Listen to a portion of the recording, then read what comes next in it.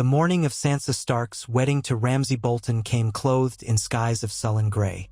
It seemed the sun had decided not to rise for the occasion, and in truth, Sansa felt it fitting. Dawn over the north was never as bright or as forgiving as it might be in the south. She remembered the golden light in King's Landing, those beams streaming through the windows of the Red Keep, warming the stone floor where she used to stand, gazing out across Blackwater Bay. Here, in this bleak realm of ice and snow, sunlight was cold and fleeting, if it came at all.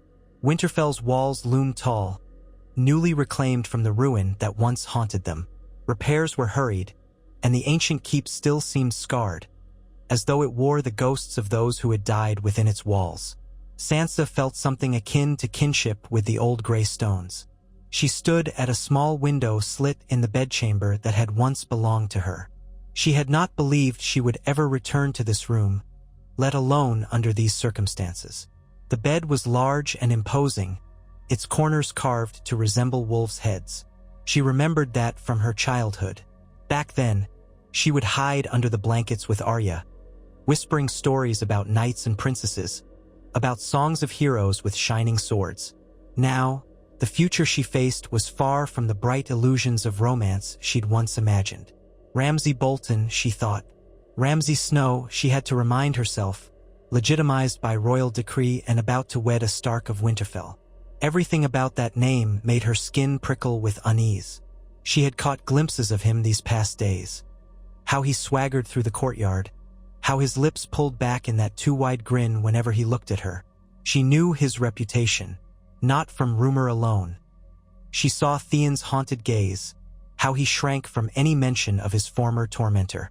Ramsay was a man shaped by cruelty, thriving in the cracks where other men's kindness faltered. His father, Roose Bolton, had orchestrated the Red Wedding with the phrase. Could she ever forgive that?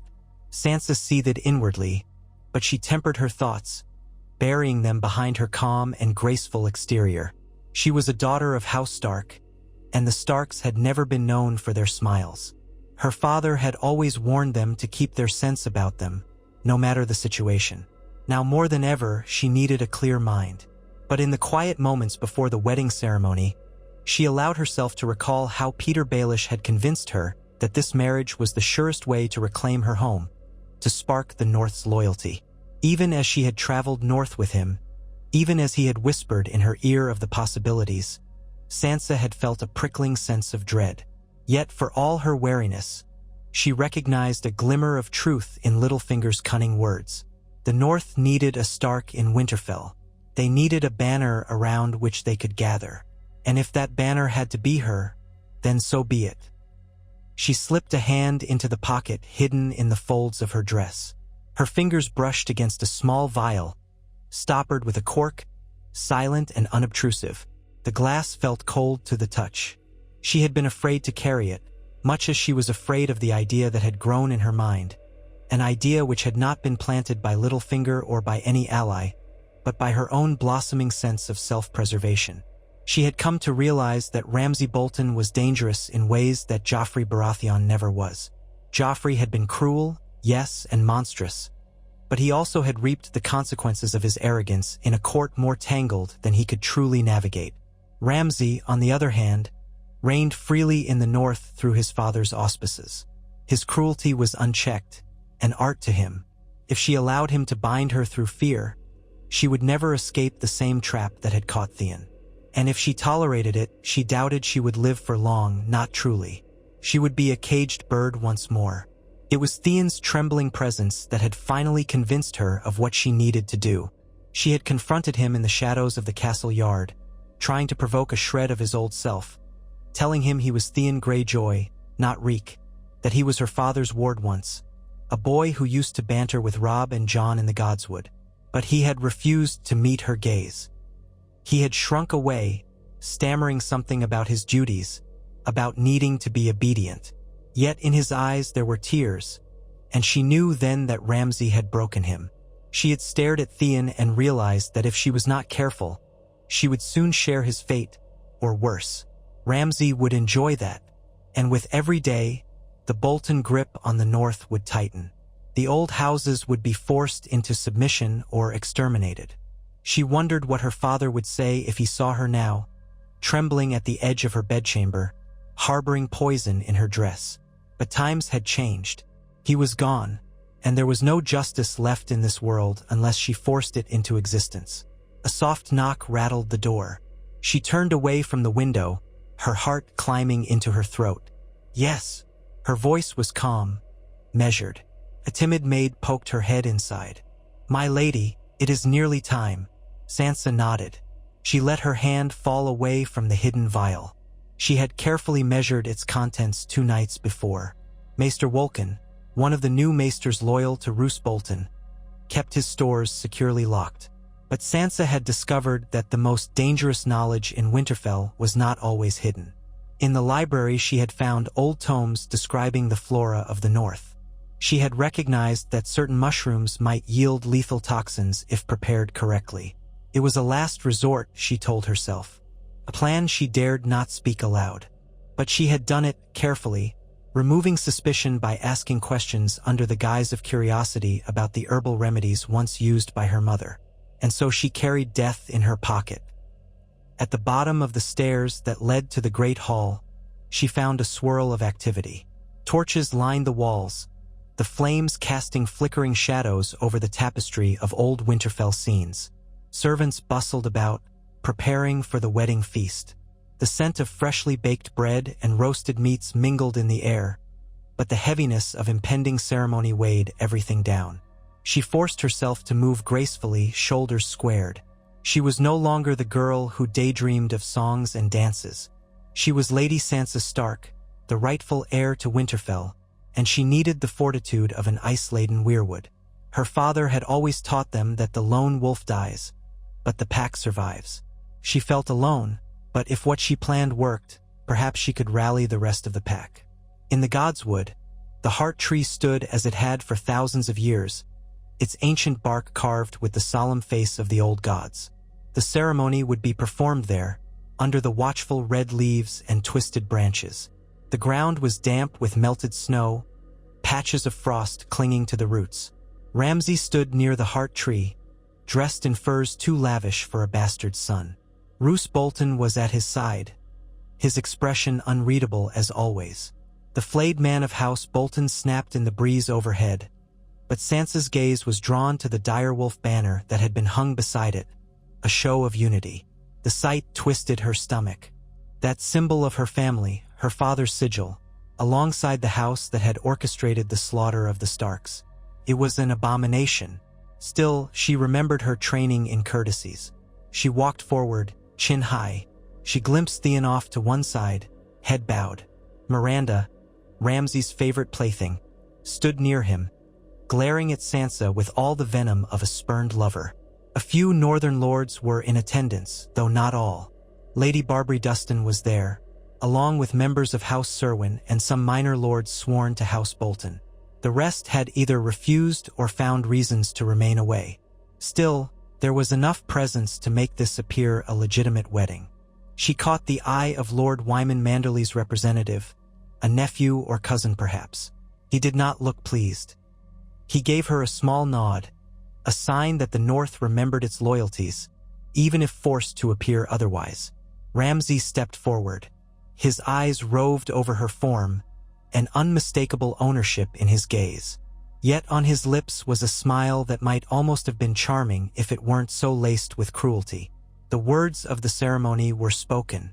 She scarcely heard them, focusing on the rustle of the wind through the red leaves overhead, on the distant squawk of a raven somewhere in the castle battlements, on the drumming of her own heart. Her vow came like a whisper on the wind. "I take this man." The taste of bile coated her tongue, but she said it, because she had no choice but one. In the end, the entire affair concluded in a swirl of hurried tradition. The Boltons seemed eager to confirm their hold on Winterfell. She recognized Roose Bolton's cold stare. He wanted to ensure no one could question Ramsay's claim, especially with a Stark wife to bolster his authority. By the time the vows ended, she felt the eyes of the heart tree on her, judging or perhaps lamenting. But the ceremony was done.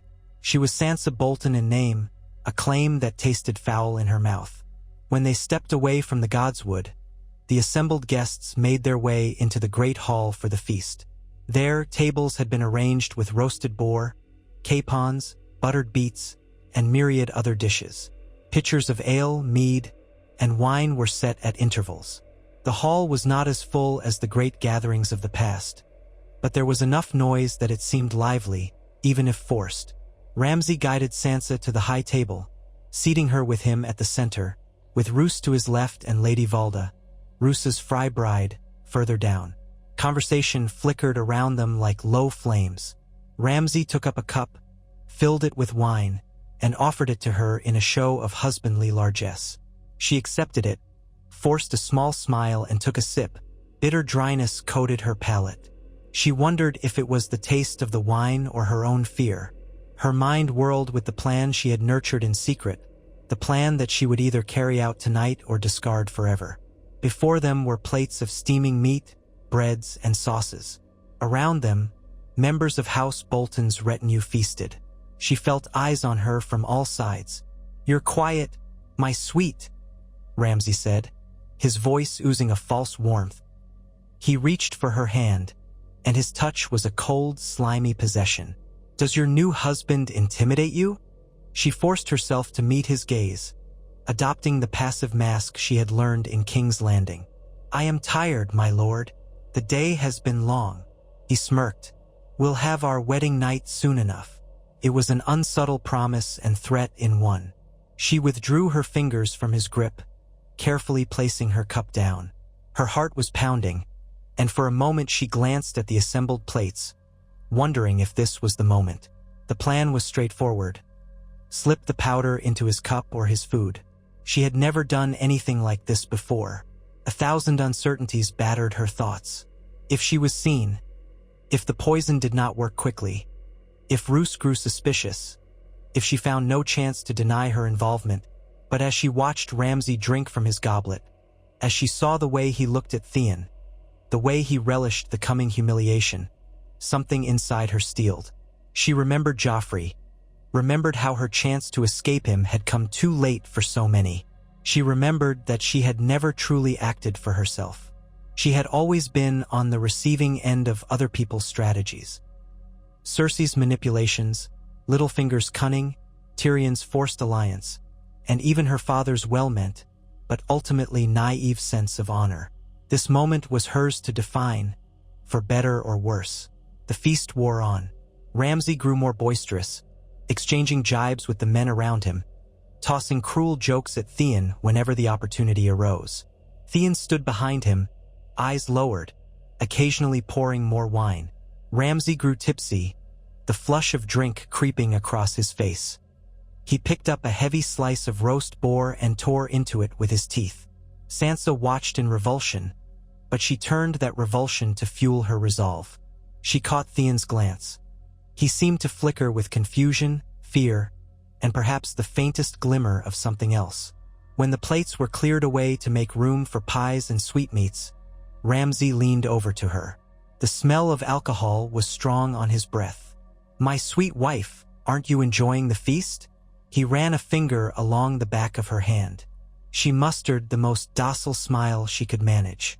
"I am content, but I should like to bring you more wine." "Let me serve you, my lord." His brow arched. He seemed amused at the idea of Sansa Stark, once known as the betrothed of princes, pouring his wine like a common serving girl. "By all means," he said, sliding his goblet across the table. Sansa rose, taking up the pitcher. Her breath caught in her throat as she held it, remembering the hidden vial in her pocket. She could feel it pressing against her thigh, heavier than it had ever seemed before.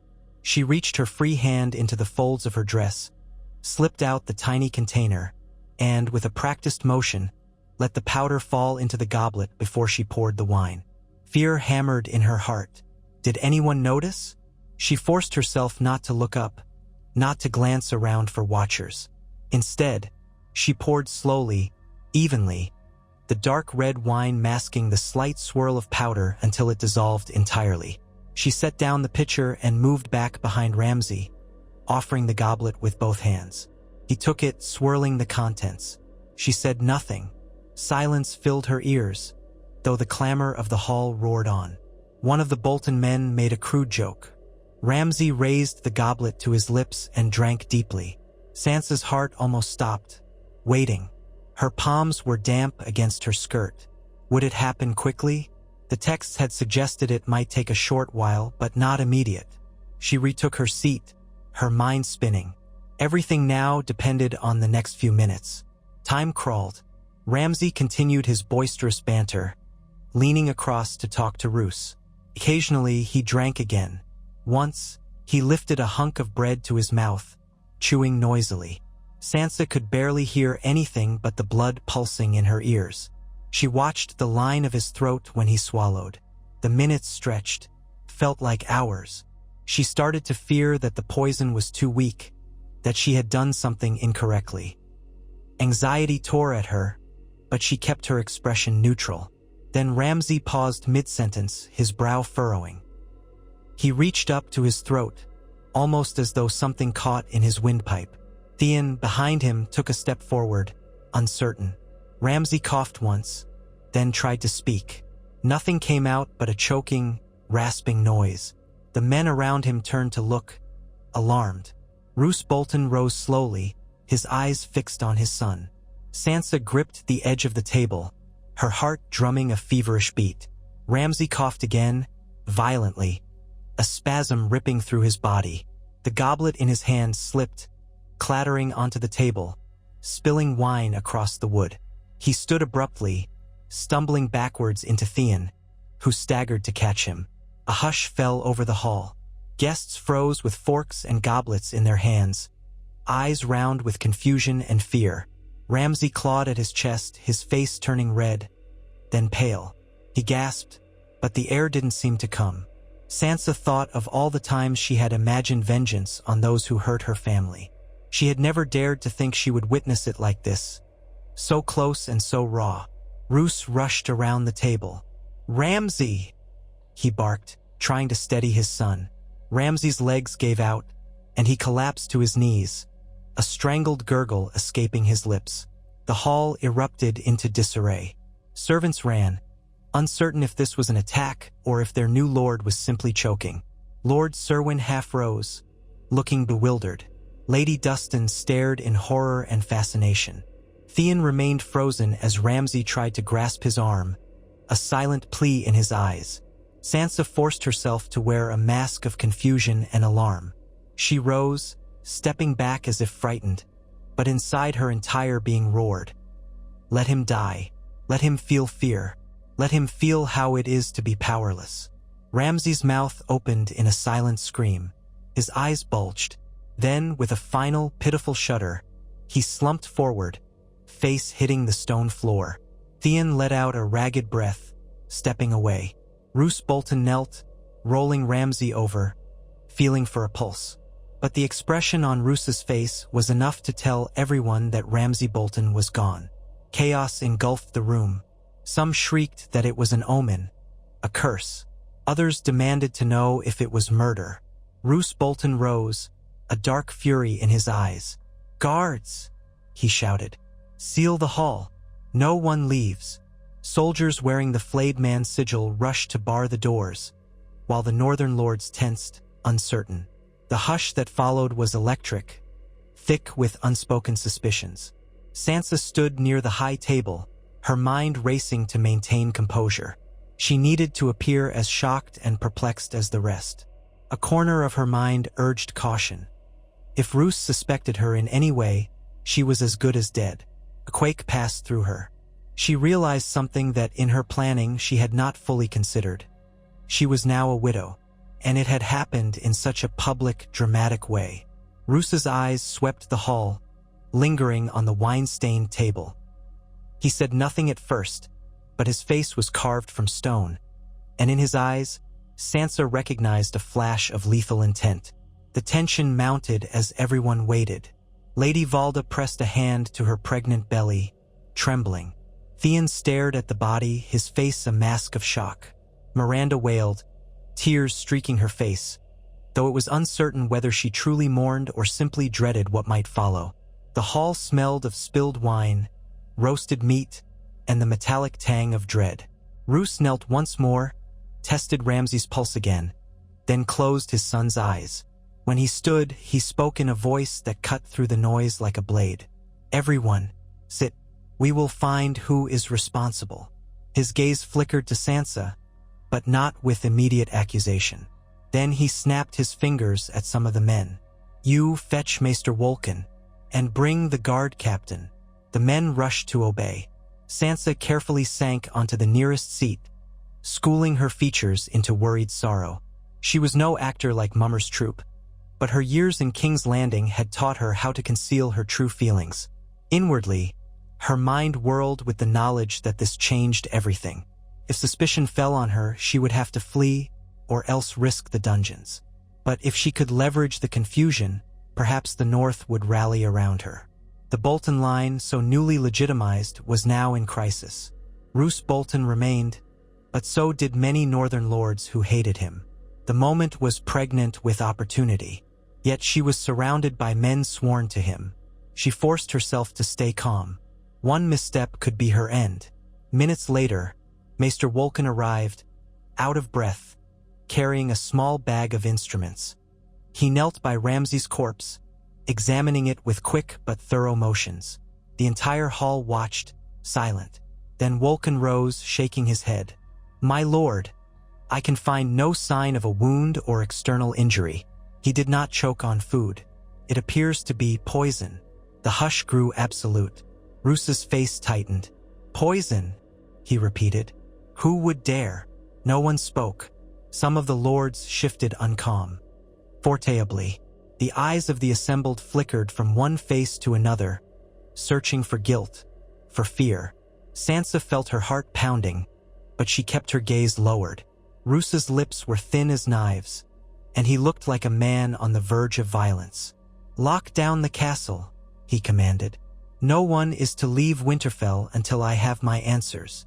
And so began a nightmarish flurry of suspicion. Guards marched through the halls. Servants were questioned and threatened. The wedding feast, once meant to cement Bolton rule, now lay in ruins. Ramsay's corpse was taken away, and the great hall emptied. The guests retreated to their chambers, some anxious, some quietly triumphant. Sansa was escorted to her old room by a pair of Bolton guards. She said nothing, clutching her hands tight to keep them from trembling. All the while, she rehearsed her innocence. She readied her composure for whatever might follow. It did not take long. Before she could even loosen her hair, a knock sounded on her door. She drew a sharp breath, expecting Bolton soldiers to haul her away, but the voice that came through was Lady Valda's, Roose Bolton's wife, the plump Fry girl. "My Lady Sansa? May I come in?" Sansa hesitated. Yes, of course." The door opened. Lady Valda slipped inside, cheeks flushed, her expression anxious and frightened. The strain of her pregnancy was evident. The baby she carried was to be Roose's child, a potential heir to House Bolton. Sansa wondered if Valda felt relief or fear at Ramsay's death. Perhaps both. "My lady," Valda said softly, I'm so sorry. You've lost your husband on your wedding day." Sansa recognized the dissonance of the words. Valda was trying to be kind, or at least appear so. Sansa gave a small shake of her head. "I barely knew him," she said quietly, letting her voice break with carefully crafted sorrow. She hoped it would read as genuine grief, though it was anything but. Valda sighed. "Lord Bolton is furious. He has men ransacking the kitchens, the cellars, the library, anywhere there might be evidence of poison. He's questioning the staff one by one. Everyone is terrified, but some of the lords are uneasy too. They came to see your wedding, and instead they witnessed a murder." She wrung her hands. "I don't know what will happen next." Sansa took a careful breath. "Has he asked after me? Am I suspected?" Valda looked pained. "He has not said so explicitly, but he's a suspicious man, my lady.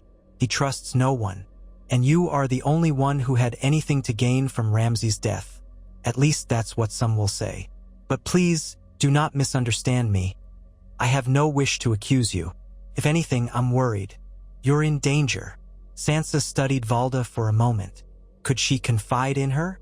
No, it was too risky. She had no allies in the Bolton household. She forced tears to her eyes. "I don't know why anyone would do this," she lied. "I did not love him, but I would not have harmed him. I'm frightened, my lady." The tears were enough to move Valda's sympathy. The older woman carefully placed a hand on Sansa's arm. "I believe you," she said softly, though Sansa could not tell if it was true or an attempt at comfort. "Be careful, child. Lord Bolton is not known for his mercy." She lingered a moment, then departed, leaving Sansa alone with her thoughts. That night, Sansa barely slept. She listened to the echo of boots in the corridors, the sudden barked commands, the clatter of doors opening and slamming shut. She braced for the moment they might come for her. It never came, at least not yet. In the hour before dawn, she dozed fitfully, haunted by visions of Ramsay's face twisted in pain. She realized with a jolt of cold clarity that she felt no remorse, only a grim satisfaction. She remembered the red wedding, her mother and brother butchered, the betrayal by the Boltons. In the darkness, she swore to herself that the horror would not end here. The North remembered, and so did she. Morning arrived with a brittle wind slicing across Winterfell's walls. Sansa rose, calling upon the strength that had guided her this far. She needed a plan. Roose Bolton would see that his hold on the North was precarious. Ramsay had been the savage spearhead of that hold, intimidating the lesser houses into compliance. Roose himself was more calculating, more reserved, but no less dangerous. Still, she recognized that the North might never fully unite behind him. There was a chance the great lords would rally around a Stark if given the right impetus. She was that Stark, at least in name, but how to light that spark? After dressing in somber gray, she made her way through the corridors, acknowledging the suspicious glares of the guards. She kept her expression a mask of quiet sorrow. She wanted them to see her as nothing more than a bereaved young widow, lost in confusion. She descended to the courtyard, where the snow crunched beneath her feet. Men were lined up, servants, stable hands, cooks, each waiting to be questioned by Bolton soldiers. She heard angry shouts, some sobs. It was a witch hunt in the making, one that could turn savage quickly. The Boltons thrived on fear, and fear crackled like static in the air. She did not linger. Instead, she made her way to the crypts. The guards at the entrance allowed her passage after a moment's hesitation. Who could blame a Stark for wanting to visit the graves of her ancestors in a time of turmoil? Down the winding steps she went, carrying a torch that danced and guttered in the underground darkness. The crypts were as she remembered, though the dust and chill felt heavier. She passed the stone likenesses of former lords of Winterfell, swords laid across their laps, dire wolves curled at their feet. Finally, she stopped before the statues of her father and mother, of Robb, each draped in shadow. Their faces were cold stone, but to her they were memories. She sank to her knees. A trembling overcame her. The finality of what she had done the previous night washed over her. She had killed a man. She had taken a life in premeditated vengeance. Ramsay was a monster, yes, but she had crossed a threshold from which there was no return. She remembered the teaching of the old gods. The man who passes the sentence should swing the sword. Had she done right, or had she damned herself? She pressed her palm to the stone base of her father's statue. "I'm sorry," she whispered. "I couldn't see any other way. I know I must be strong now. I only wish—" Her voice caught. She remembered her father's gentleness, how he would have wanted justice delivered through honorable means. But the world had shifted from the time of his moral certainties. She inhaled sharply, steeling herself. "I will protect our home, no matter the cost." A flicker of movement behind her made her twist. Torchlight revealed Theon Greyjoy standing at a respectful distance, hands folded before him, eyes on the floor. He had entered silently, and she wondered if he had followed her. She rose quickly, heart pounding. Had he seen her slip the poison? Did he suspect her? Would he betray her? 1,000 questions flared. She squared her shoulders, determined not to show fear. "What do you want?" she asked, her voice cooler than she intended. He didn't answer at first. He looked at the statues, lingering on Rob's face. Then he met her gaze, the sorrow in his eyes palpable. You're not safe here," he stammered quietly. "Lord Bolton he'll find someone to blame. And you," she raised her chin. "Does he suspect me?" Theon swallowed. "He suspects everyone. I heard him speaking with some of his men. They think maybe one of the Northern Lords arranged this to undermine the Boltons. But you're the one who stands to gain the most. Ramsay's death leaves you a widow, but still a Stark in name. House Bolton's hold on Winterfell is weakened. If the Lords of the North rally to you—" He broke off, as if the thought was too dangerous to speak aloud in these halls. Sansa studied him. He looked worn, haunted. Yet there was a flicker of the old Theon in his bearing, the boy who had once sparred with Robb in the courtyard. She recalled how he betrayed them, capturing Winterfell, and how he had ultimately lost everything. Now, in front of her, he appeared broken but also concerned. "Why are you warning me?" she asked. He bowed his head. "Because I owe you. I can't undo what I did, but I can help you now. If you stay here, Roose Bolton will do anything to keep his power. You saw what he did at the twins. You saw how he used betrayal to slaughter your family. He'll do it again if it means securing his hold on the North." Sansa felt a spark of hope flicker in her chest. She needed allies, no matter how unexpected. "What can I do?" she asked, voice low. "If I flee, I'll be hunted. If I stay, I risk suspicion. If I am accused, I have no proof to absolve me. And even if I am cleared, Bolton will keep me locked away. I'll be a prisoner in my own home." Theon glanced at the statues again, then exhaled a trembling breath. "There are lords in the North who still remember the Starks," he said. "If you can slip out of Winterfell, if you can reach them, House Manderly, House Serwin, House Glover, some of them might rally to protect you. Once they see that you're the last true Stark in Winterfell, they might raise their banners. But if Roose captures you first, he might force another marriage, or hide you away until his child by Lady Valda is born. Then you'll be expendable." The cold in the crypts suddenly felt sharper. Sansa nodded, trying to think.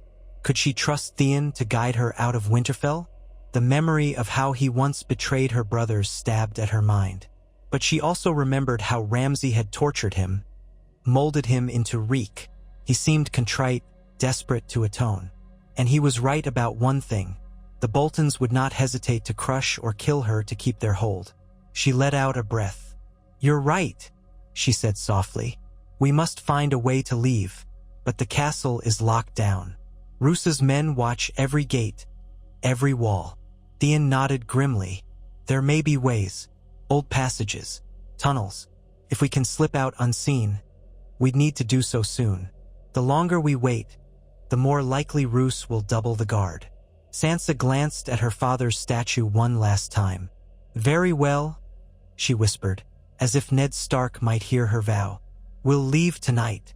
The hours leading up to that moment were agonizing. Sansa returned to her bedchamber, feigning illness and mourning so the guards would not trouble her further. Occasionally, she heard shouts in the courtyard, glimpsed from her window the movements of patrols. She wondered how the rest of the North would react when they heard that Ramsay Bolton had fallen dead at his own wedding feast. Already, rumor might be racing across the wintry fields. Night descended. The faint moonlight shone on Winterfell's walls, illuminating puffs of breath in the cold air. Sansa donned a dark cloak lined with fur, practical for traveling in the northern chill. She tucked a small dagger into her belt. She took nothing else she could not carry easily. If she were caught with large packs, the guards would be instantly suspicious. Then she waited, pacing her room, counting heartbeats, until a gentle knock came at her door. She opened it to find Theon, wearing a threadbare cloak and gloves, eyes darting nervously behind him. "Come," he said quietly. "We must be quick." Sansa slipped out. Together they descended the narrow stairs that led to the cellars beneath the great keep. The flickering torches along the walls revealed barrels of grain and salted fish, crates of provisions. She smelled dust, old wood, and the stale tang of long-stored food. Theon led her deeper, until the corridor twisted away into a damp darkness. There, he pushed aside a stack of crates, revealing a wooden hatch set into the floor. He lifted it with effort, grunting softly. A ladder led down into a black tunnel. A rush of cold air met them, carrying the scent of earth. "Careful," Theon whispered. "Follow me." They descended. The darkness was thick enough that Sansa felt it pressing against her eyes, but Theon held a small shuttered lantern, guiding the way. The tunnel snaked forward, carved through the ground in old stonework. Drips of water echoed. Sansa realized with a jolt of recognition that these passages were older than she could guess, perhaps from the time of the Kings of Winter. She remembered hearing stories that her ancestors built hidden tunnels to allow escape during sieges. If that was the truth, she silently thanked them for their foresight. They crept along, ears pricked for any sound of pursuit. At times the tunnel branched, and Theon led them carefully, sometimes pausing to check a mark on the wall. The air grew colder, dampness seeping through Sansa's cloak. Her heart hammered. She could not stop imagining Roose discovering them, sending men to drag them back. She envisioned Theon's warnings. He would do worse than kill her if he learned that she was behind his son's death. She forced herself onward, step by careful step. At last, the tunnel opened into a small cavern-like space, where a low arch at the far end seemed to lead outside. A swirl of crisp night air drifted in. Theon motioned for her to extinguish the lantern. She did so, and they inched toward the exit. Beyond the arch, she saw pale moonlight on snow. It was just enough to see by. Theon went first. Then Sansa followed, emerging out onto a stretch of ground at the base of Winterfell's outer wall. They were outside. She stared up at the looming silhouette of the castle, its battlements patrolled by torch-carrying guards. None had spotted them, it seemed. They sank down behind a half-collapsed section of an old wall, hearts pounding. For a moment, they simply listened to the wind. No shouts, no horns. They were undetected. Sansa looked at Theon, hardly believing they had come this far. In the pale moonlight, his features were etched with worry, but also determination. "We're clear," he breathed. "Now we move." They followed the shadow of the wall, staying low. Step by step, they made their way away from Winterfell's looming gates. The snows had not yet come in full force, so the ground was relatively easy to traverse, though cold enough to bite through their boots. They headed northwest, skirting the watchtowers. Each step was an agony of anticipation. Once they reached the tree line, they paused again, scanning for any sign of riders or patrols. Theon clutched Sansa's arm, guiding her forward. Eventually, they left Winterfell behind, its lights a distant glow in the night. The open fields stretched before them. Sansa felt a strange mixture of terror and exhilaration. She was free from Ramsay, from the nightmares in that castle. But now she was fleeing through the night, with only Theon Greyjoy as her companion, uncertain whether the North would prove friend or foe. The wind whipped her hair around her face, and she pressed on, clinging to the hope that somewhere out here, houses loyal to the Starks would give them sanctuary. They walked for hours, until exhaustion tugged at their limbs. Only then did they risk stopping. They took shelter beneath a cluster of ancient trees, their branches gnarled by centuries of northern winters. Theon lit a small fire with flint and steel, shielding the sparks with his cloak so the light wouldn't carry far. The flame caught on the dry twigs, creating a tiny glow. Sansa crouched beside him, hugging herself against the cold. She could feel numbness settling into her toes. On a nearby branch, a raven watched them curiously, croaking once. Theon broke the silence, voice low and ragged. "If we keep going, we can reach the outskirts of the Barrowlands in a few days. There are lesser houses there that might help. Or we can try to head further west, towards Deepwood Motte, where the Glovers might give you shelter. I don't know which is best." Sansa rubbed her arms. "We'll need to decide soon. Roose Bolton will send riders. He'll want me back. And you?" She trailed off, knowing well that Theon had no illusions about what fate awaited him if captured. We need allies, Theon. Enough that we can come back to Winterfell with an army at our back. That's the only way we can truly end this. The North must be freed from Bolton rule. Otherwise, we'll be running forever." He nodded, letting out a long breath that frosted in the air. "I know," he said, "and I'll do whatever it takes to make that happen. I don't expect forgiveness, but I want to do something right." Sansa studied him in the firelight. He looked frail, not nearly as tall or proud as the boy she remembered. Yet there was resolve in him now, forged by suffering. She managed a small, tentative nod. "You're Theon Greyjoy. You're Ned Stark's ward. There's a chance to make amends." He blinked, eyes misting briefly. Then he shrugged, as if shaking off a weight. "We should rest. We have a long journey." They curled near the fire. Sansa drifted into a restless sleep, haunted by images of Ramsay's final moments, of Roosa's cold eyes, of the heartbreak etched in her father's statue. She dreamed of wolves howling in the distance, and she wasn't sure if it was a memory or a premonition. When she woke, dawn was just a faint glow along the horizon, and Theon was already stirring, stamping out the last embers of the fire. "We can't linger," he muttered. They set off again, trudging across frosted ground. The day brought only thin, watery sunlight, and the chill pressed on them. They had scant provisions.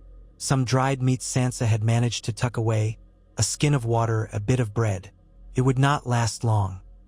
She forced herself to keep walking, to ignore the ache in her legs, to follow Theon's lead around patches of bog and frozen streams.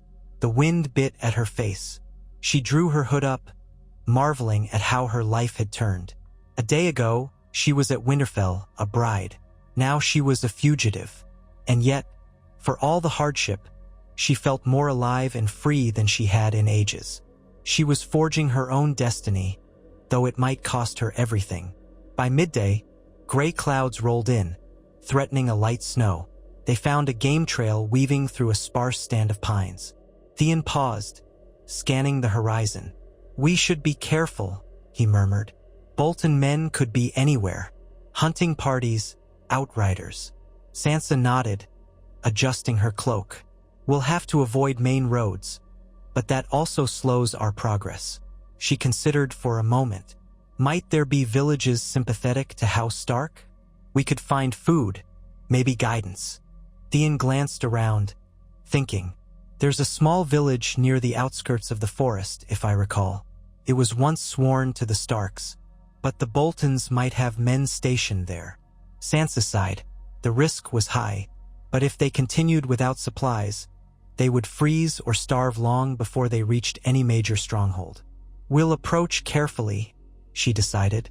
"Hide if we see any sign of Bolton soldiers." So they pressed on, navigating by memory and the faint glimpses of the sun. The snow started falling lightly, dusting their cloaks, leaving footprints behind them. Sansa couldn't help but feel exposed, each step leaving a trail that someone could follow. As evening approached, they spotted the outskirts of a small village. Only a few huts clustered around a larger wooden building. Smoke curled from chimneys. They halted, crouching in the shadow of trees. "Let me go first," Theon said quietly. "I'll see if there's any sign of soldiers. If it's safe, I'll signal you." Sansa hesitated. "But I'll be careful," he promised. "Stay hidden." He unwrapped his cloak to move more quietly, stepping away with cautious grace that belied his earlier awkwardness. She watched him vanish into the gloom, her heart in her throat. If this went poorly, she would have to run alone. But she had no choice except trust him now. Time stretched. Sansa counted her breaths, fighting the urge to pace. The snow began to thicken, flakes drifting lazily at first, then more steadily. Visibility shrank. Suddenly, she heard a soft rustle. Her hand went to her dagger, but it was Theon, returning with hushed steps. "I saw no sign of Bolton men," he said. "The villagers are inside, likely preparing for night. Come on. There might be an inn."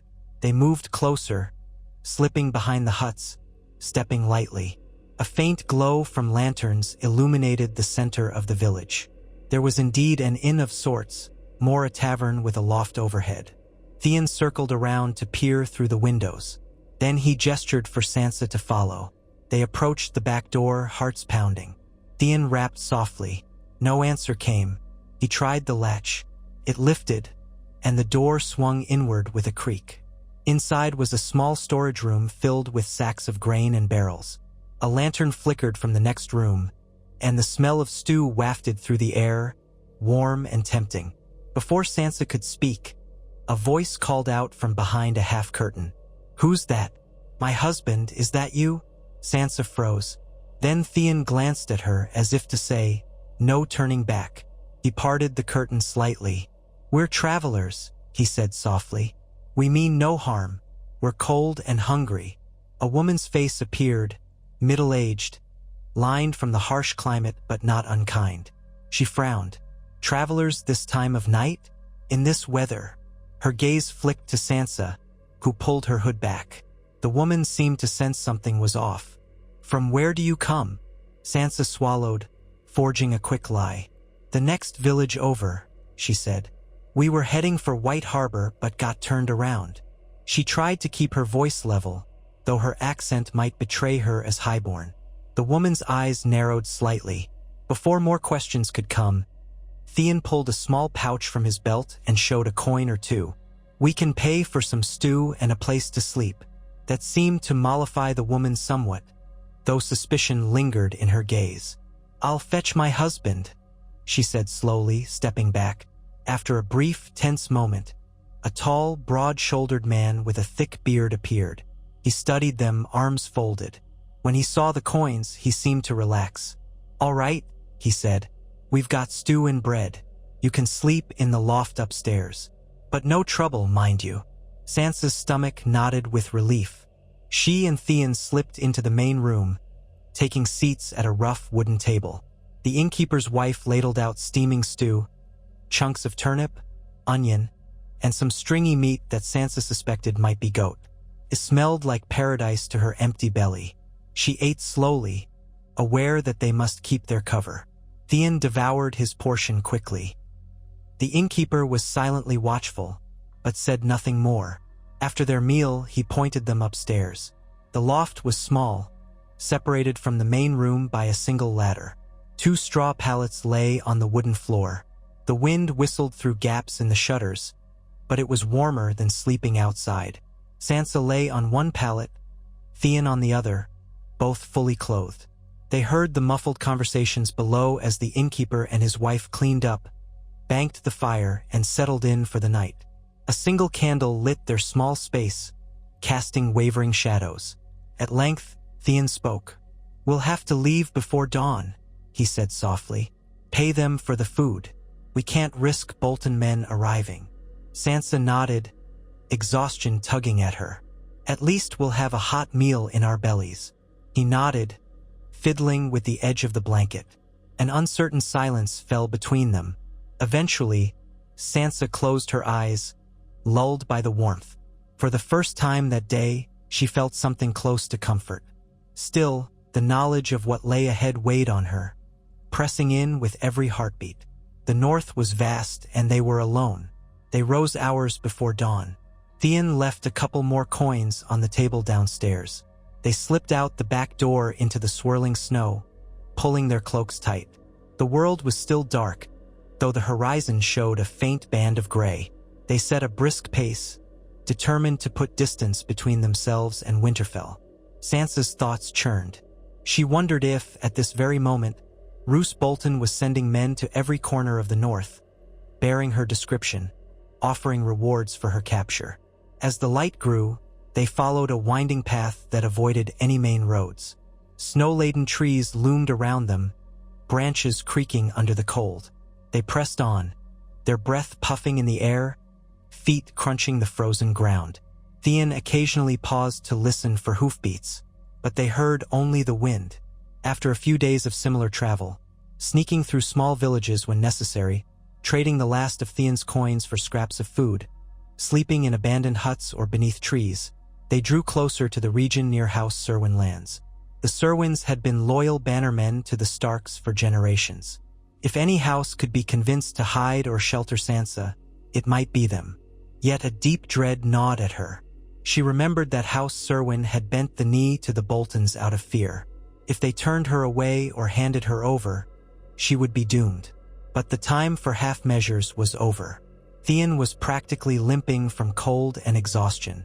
Sansa's joints ached, her lips were chapped, and her stomach growled constantly. She needed a real roof, a secure place to rest, and a chance to plan.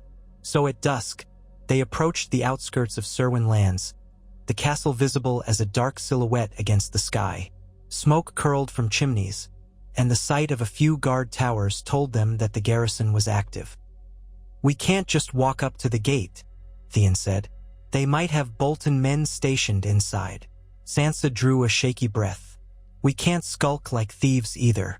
If I am to rally the North, I need to show that I'm not afraid. House Serwin owes loyalty to the Starks.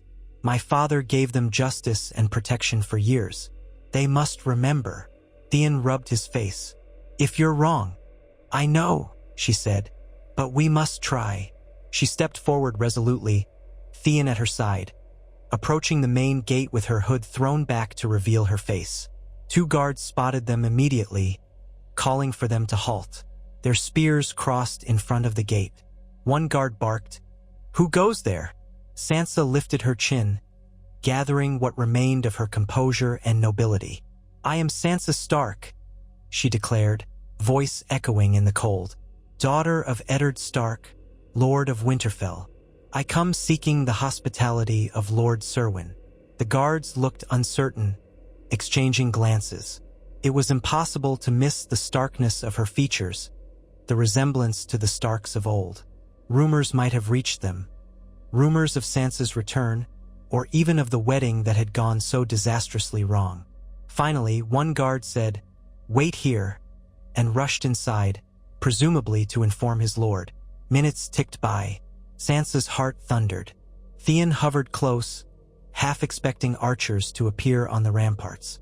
Then the gate opened with a creak, and an older man, dressed in a cloak trimmed with fur, emerged flanked by more guards. He eyed Sansa warily. "You say you're Eddard Stark's daughter. We've heard conflicting tales. The Bolton men claimed you were wed to Ramsay Bolton, that you supported their cause." Sansa swallowed. "They forced me to marry Ramsay. He was cruel and monstrous. He is dead now." She avoided looking at Theon. "I have no part in Bolton treachery. I come to you because you once swore fealty to my father. He is gone, my mother and brothers too, but I remain a Stark of Winterfell. I ask for your help." The old man studied her face, perhaps seeing the echoes of Ned or Catelyn Stark there. Then he turned his gaze to Theon, who stood silently. Recognition flared in the old man's eyes, followed by distaste. "Theon Greyjoy? That turncloak who took Winterfell from the Starks?" Theon bowed his head. "Yes," he muttered. "I did, but I've come to help Lady Sansa now." "Aye." The old man lifted a hand, cutting him off. He turned back to Sansa. Silence reigned for a moment, the guards tense.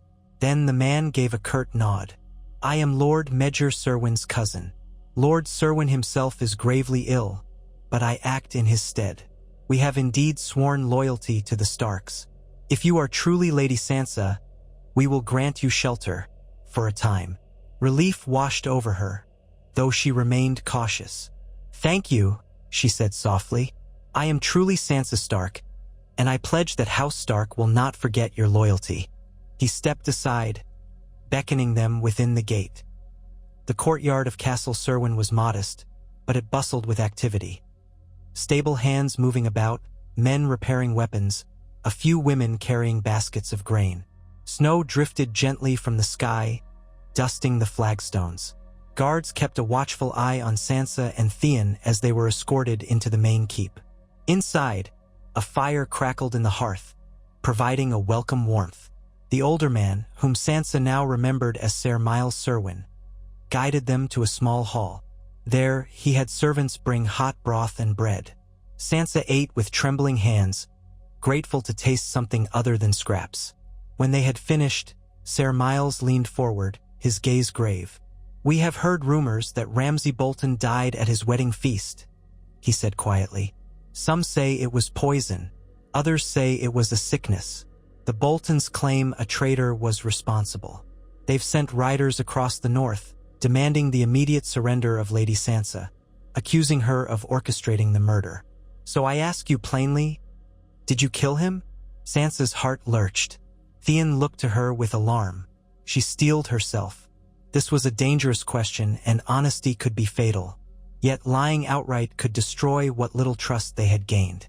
She chose her words carefully. "Ramsay was a monster. He tormented Theon, he tormented me, and he would have tormented the North until he broke it. I will not deny that I rejoiced when he died. But if you are asking if I personally slipped the poison in his cup, I cannot confess such a thing." She met Ser Miles's eyes evenly. He studied her as though weighing her statement.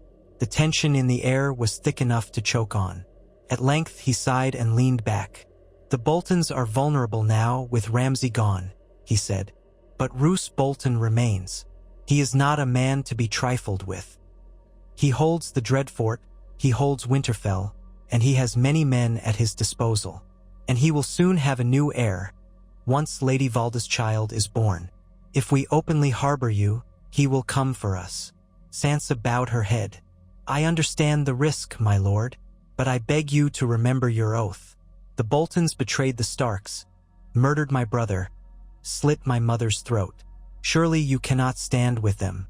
I am not asking for an army, only for temporary shelter and the chance to summon other loyal houses. If the North stands together, we can overthrow the Boltons, as you once helped my family overthrow the mad Targaryen king." Ser Miles's lips pressed thin. The memory of Robert's rebellion was distant now, but the North had marched under Ned Stark then. "Lady Sansa," he said slowly, "many here have lost kin to the Boltons.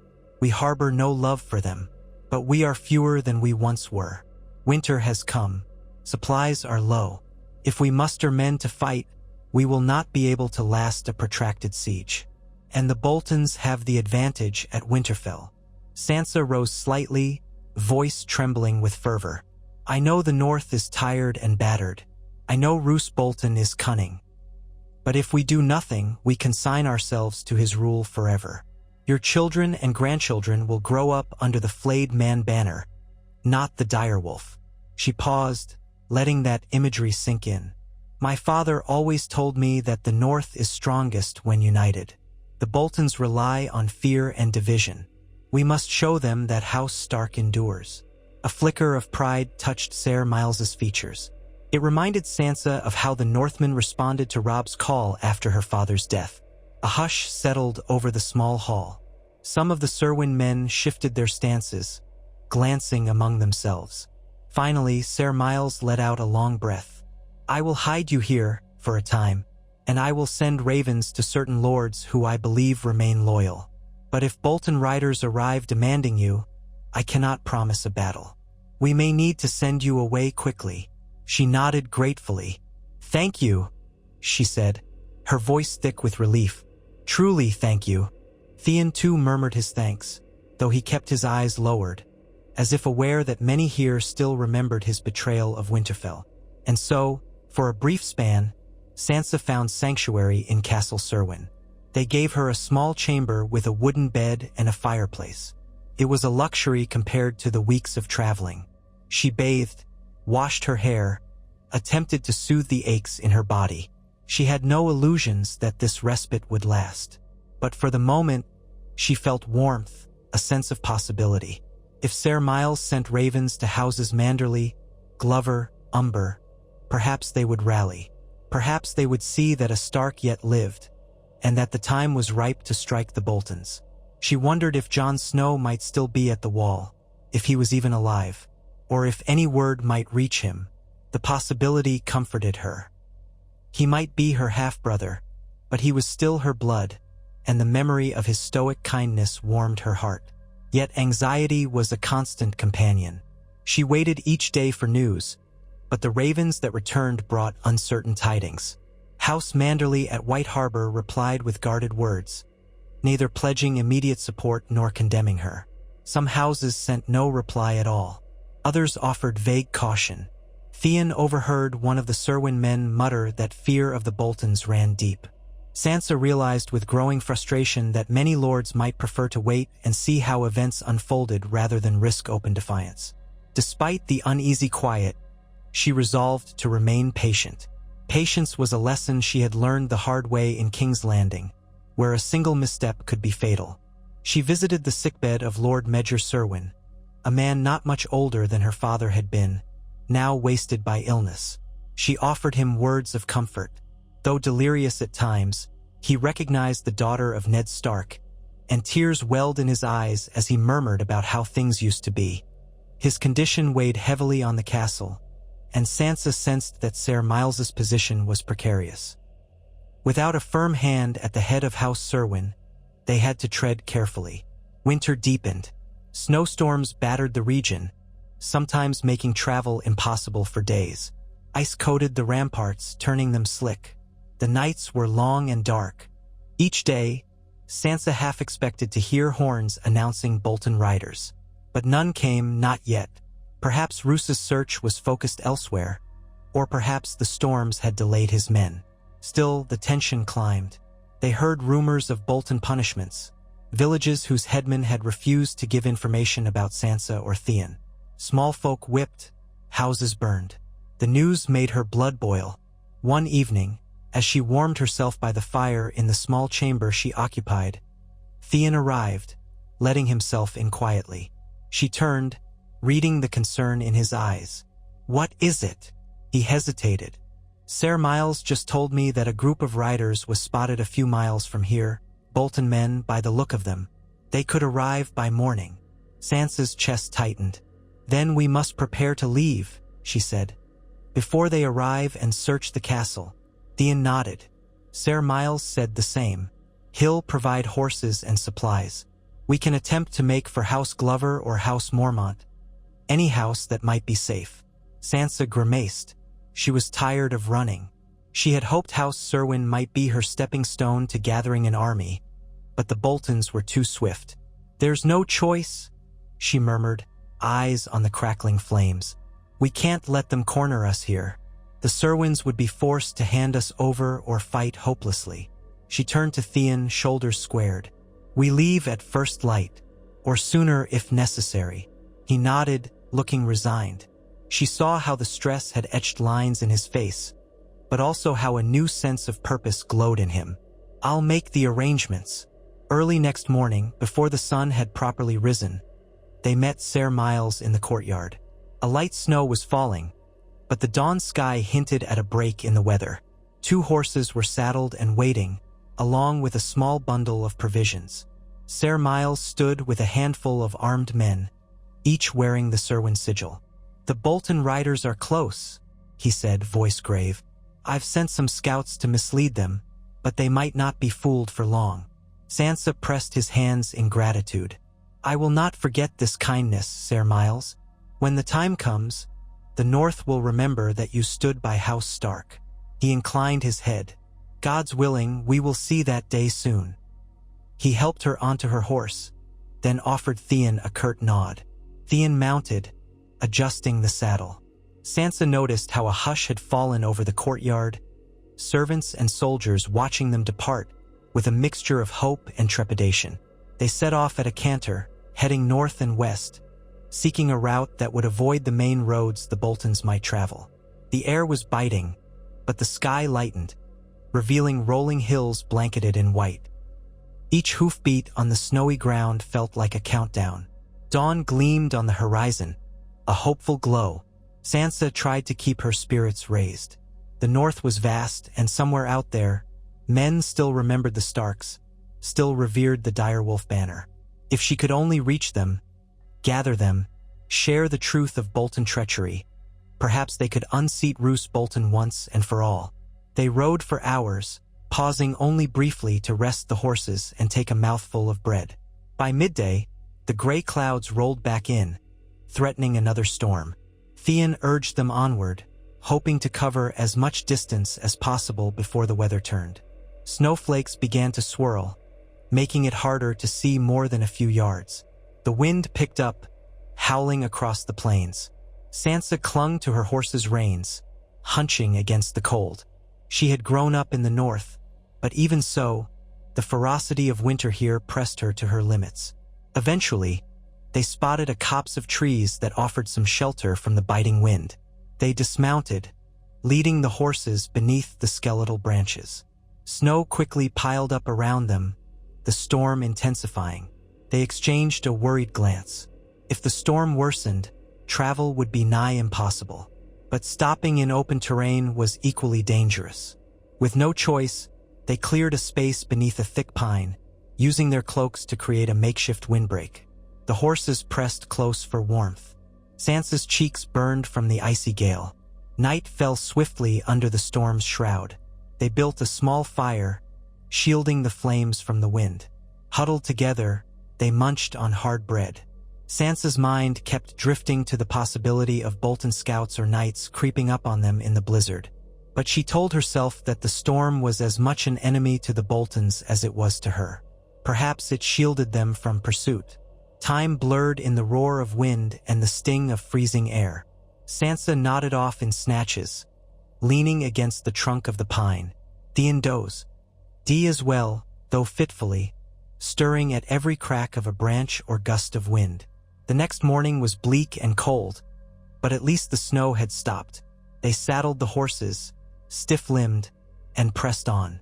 As they traveled through a landscape transformed by the fresh snowfall, Sansa spotted tracks in the snow, hoofprints perhaps half a day old. Her heart tightened. It could be Bolton men, or perhaps merchants or another wandering band. They veered off to avoid the tracks. The day stretched in tense, laborious progress, each mile a victory. They skirted the edges of farmland, passing barns and cottages half buried in snow. They saw no sign of inhabitants, as though the storm had driven everyone inside. Around midday, Theon signaled for them to halt at a small ridge. Below, a narrow stream cut through the land. Across the stream, the silhouette of another group of riders appeared, stark against the snow. They were too far away to identify, but Sansa's heart pounded. She and Theon guided their horses behind some brush to watch. The other riders seemed to be searching, fanning out methodically. It was only a handful of men, but they wore cloaks that might be Bolton colors. Sansa couldn't be sure. If they were Bolton men, they were dangerously close. They waited, breath held, as the riders combed the area. After what felt like an eternity, the group moved off to the east, disappearing behind a stand of trees. Sansa exhaled shakily. They're hunting for us. Theon's face was grim. We need to keep moving. They continued in a wide arc to avoid that search party, forging deeper into the wilderness. They found an old track that wound through stony hills. The cold air burned their lungs, but the horses struggled onward. At last, near sunset, they emerged onto a gentle slope that overlooked a valley. Sansa saw a hint of smoke rising from a distant settlement. If they could reach it, perhaps they might find further refuge or at least supplies. But as they descended, movement caught Sansa's eye. A single rider emerged from a bend, heading up the path they had taken. The rider wore no obvious sigil, but carried a spear and seemed alone. Theon tensed. Could be a scout, he muttered. Sansa's mind whirred. One rider alone might be a traveler, or it might be a trap. They had few options to hide on this slope. If they turned and bolted, they might draw attention. Heart hammering, Sansa guided her horse aside, behind a rocky outcropping. Theon followed, crouching low in the saddle. They waited, barely breathing, hoping the rider would pass without noticing them. But the rider pulled up short, scanning the slope. A sharp whistle cut the cold air. Then the rider spurred his horse forward. Sansa's blood turned to ice. He had seen them. She urged her mount to back away, but the slope was treacherous with ice. The horse stumbled slightly. Theon swore under his breath, trying to maneuver. The rider was closing the distance, spear at the ready. Time seemed to slow. Sansa reached for the dagger at her belt, though it was laughable against a spear-wielding horseman. But as the figure drew nearer, something about his cloak made her pause. It was not Bolton pink nor any house color she recognized. The rider's face was partially obscured by a scarf, but as he pulled it down, she caught sight of a bearded visage. He reined in, spear upright. "Halt!" he barked, eyes darting between Sansa and Theon. "Who are you?" Sansa forced her trembling voice into steadiness. "Travelers. We mean no harm." The rider eyed them suspiciously. Then his gaze lingered on Theon, and something like recognition sparked. "Greyjoy," he spat. "I know that face. You're Theon Greyjoy." Theon tightened his grip on the reins, his expression bleak. "Yes," he said. "But I—" The rider's spear dipped fractionally. "You took Winterfell from the Starks, killed 2 farm boys. My cousin was at Winterfell when you took it." Theon looked stricken. "I know," he whispered. "I can't undo it." The rider scowled. "Then give me one good reason I shouldn't take your head right here." Sansa's voice trembled with urgency. "Because he's with me. Because I'm Sansa Stark." She pulled down her hood. The rider's eyes widened. She pressed on. "The Boltons murdered my family. They forced me to wed their bastard. We escaped Winterfell together. If you truly serve the North, let us pass." The man lowered his spear slightly, uncertainty warring in his face. "You say you're Sansa Stark? We heard rumors that you poisoned Ramsay Bolton. That you?" She squared her jaw. "He deserved worse. The Boltons deserve worse. What they did at the Red Wedding, what they've done to the North, it must end." A long silence stretched. The rider seemed torn. Then, with a grim nod, he lifted his spear upright, signaling a sort of truce. "If you're truly Ned Stark's daughter, then I won't harm you. But these are dangerous times. Many are searching for you. I don't want Bolton men on my tail." Sansa understood. "We mean to keep moving," she said. "We won't linger." The rider glanced to the horizon. "The nearest settlement is a day's ride that way," he said, pointing. "Avoid the roads. Word is that Bolton outriders patrol them, searching for a highborn girl and a turncloak. There's a small mountain pass you might take. Less traveled." She nodded, relief coursing through her. "Thank you." He hesitated, then reached into his saddlebag, pulling out a small pouch of dried meat. He tossed it to them. "Consider this a gift for the Stark name and for your father's memory. But I ain't your sworn sword, my lady. Once we part ways, I cannot help you if you're caught." She clutched the pouch. "I understand." He gave a final look of disdain to Theon, then turned his horse and rode off, a lone figure in the snowy gloom. Sansa released a shaky breath, aware she was trembling. Theon looked equally rattled, though relief mingled with his fear. They had narrowly avoided a fight. More than that, Sansa realized that the name Stark still carried weight in the hearts of many. Even if it was grudging, it was enough to grant them a reprieve. That had to count for something.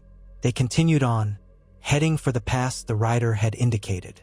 The day grew ever colder, but the dried meat and the man's directions gave them some hope. The path wound upward, the snow deepening, the landscape growing more rugged. Eventually, the pass opened onto a narrow trail along a ridge. The air here was biting, but the vantage point offered a sweeping view of the valley below. They pressed on into the twilight, stopping only when the horses stumbled with exhaustion. As they set up a small campsite in the lee of a rocky outcrop, Sansa gazed at the distant horizon. The north was wide and perilous, but it was her home, the land her ancestors had ruled for generations. Perhaps she was no warrior like Arya, nor a commander like Robb, but she was a Stark, and she was done being a pawn. Ramsay was dead by her hand. She had lit a spark of change. The Boltons would hunt her, but the North would remember. That was enough for now. She curled in her cloak, watching the sky fade from slate gray to inky black. Stars pricked the firmament like cold diamonds. Sansa let her eyes drift closed, lulled by the quiet hiss of the wind across the ridge. In her mind's eye, she saw the heart tree in Winterfell's godswood, red leaves rustling as she poured poison into a goblet. She saw Ramsay clutching at his throat, mouth opening in a silent plea. She had taken vengeance in her own hands, and the ramifications were only just beginning. Dawn found them forging onward, their breaths steaming. The pass twisted and turned, occasionally revealing glimpses of the frozen expanse beyond. Sansa kept going, refusing to yield to fatigue. Each mile brought her closer to the day she could reclaim her birthright. Each step, a silent prayer that the North would rise at her back. She took solace in the knowledge that she was, at last, acting for herself and for the memory of her murdered kin.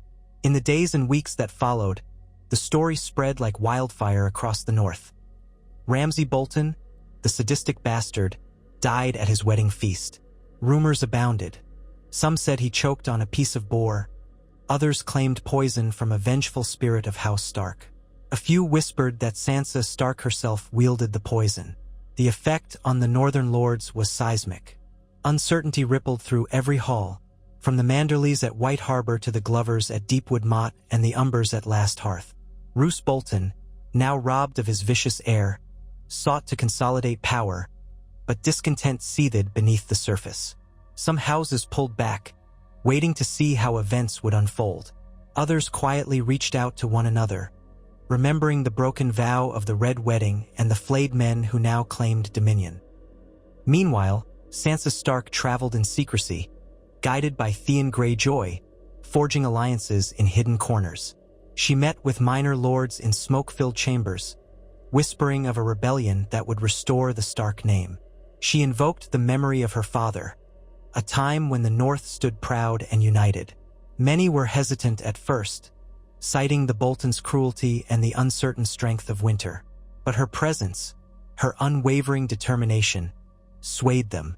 She was a living Stark, proof that the family had not been entirely wiped out, and she carried herself with a quiet resolve that reminded men of Ned Stark's honorable bearing. Gradually, houses began pledging support, some in open defiance, others covertly. Small gatherings turned into larger councils. Word reached them that Roose Bolton sent out more search parties, but the harsh winter hampered his efforts. The scattered nature of the North worked against him. There were too many holds, too many hidden valleys, too many ways for Sansa to slip through his grasp. And in each holdfast she visited, each loyal family she spoke with, the flame of rebellion grew brighter. They began to speak of calling banners once the snows receded enough for armies to march. They discussed forging alliances with the Vale, with the Riverlands, any who held grudges against the Boltons or the Freys.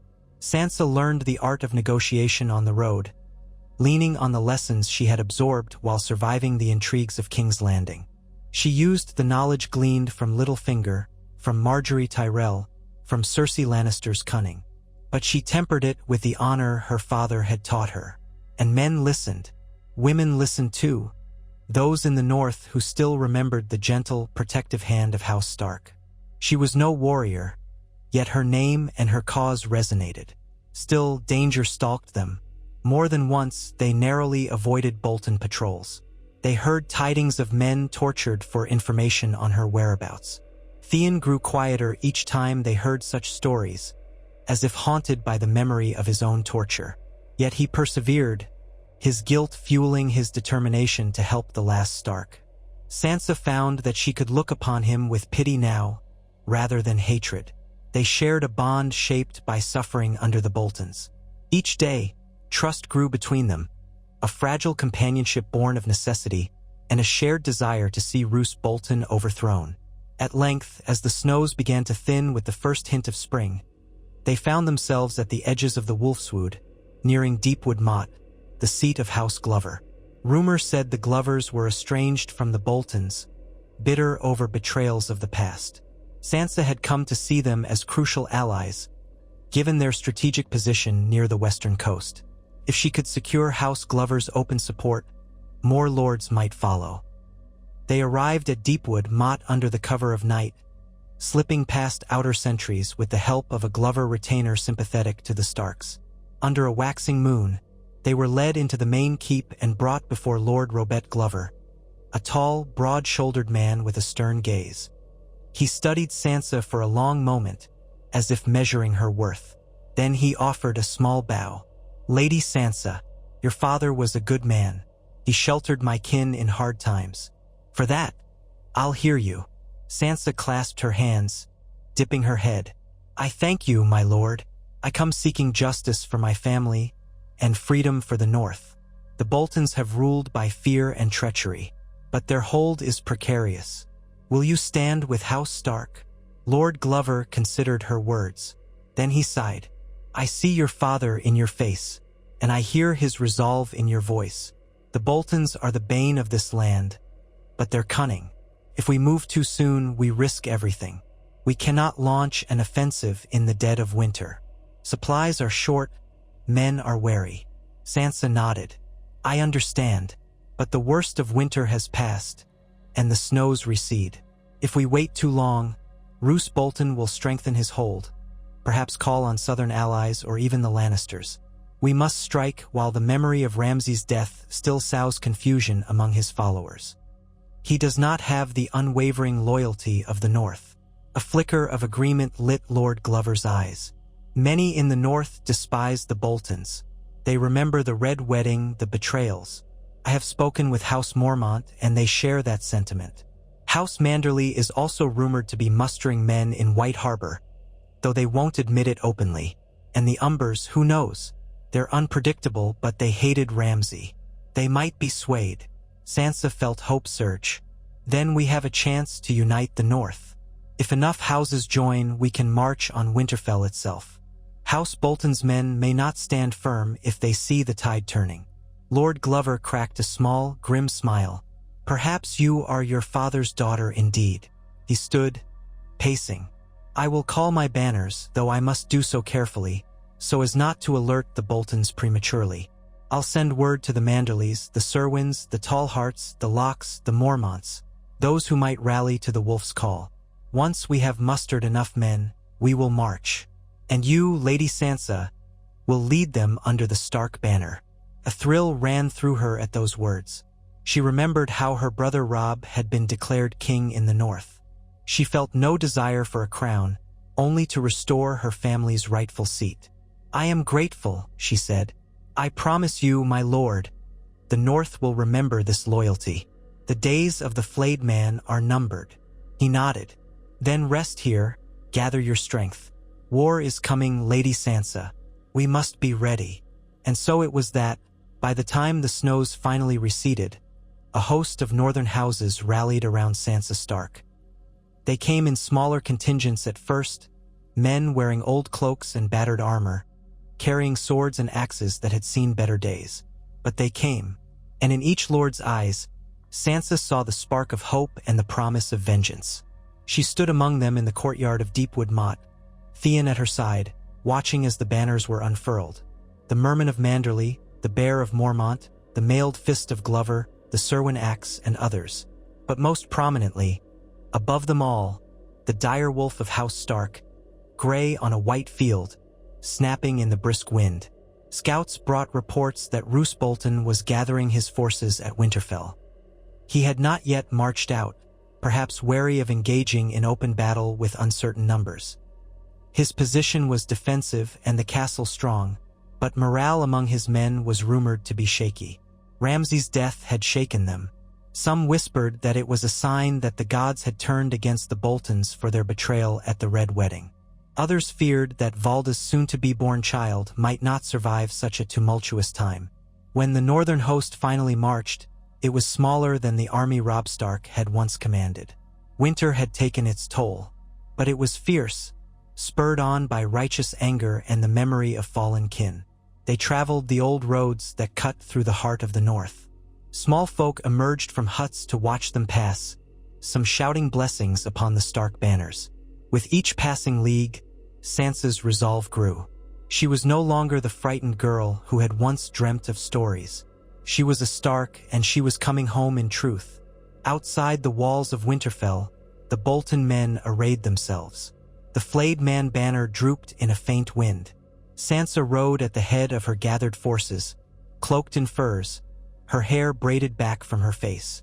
Beside her rode Lord Glover, Lord Manderley, Lady Alysanne Mormont representing Bear Island, and other northern captains.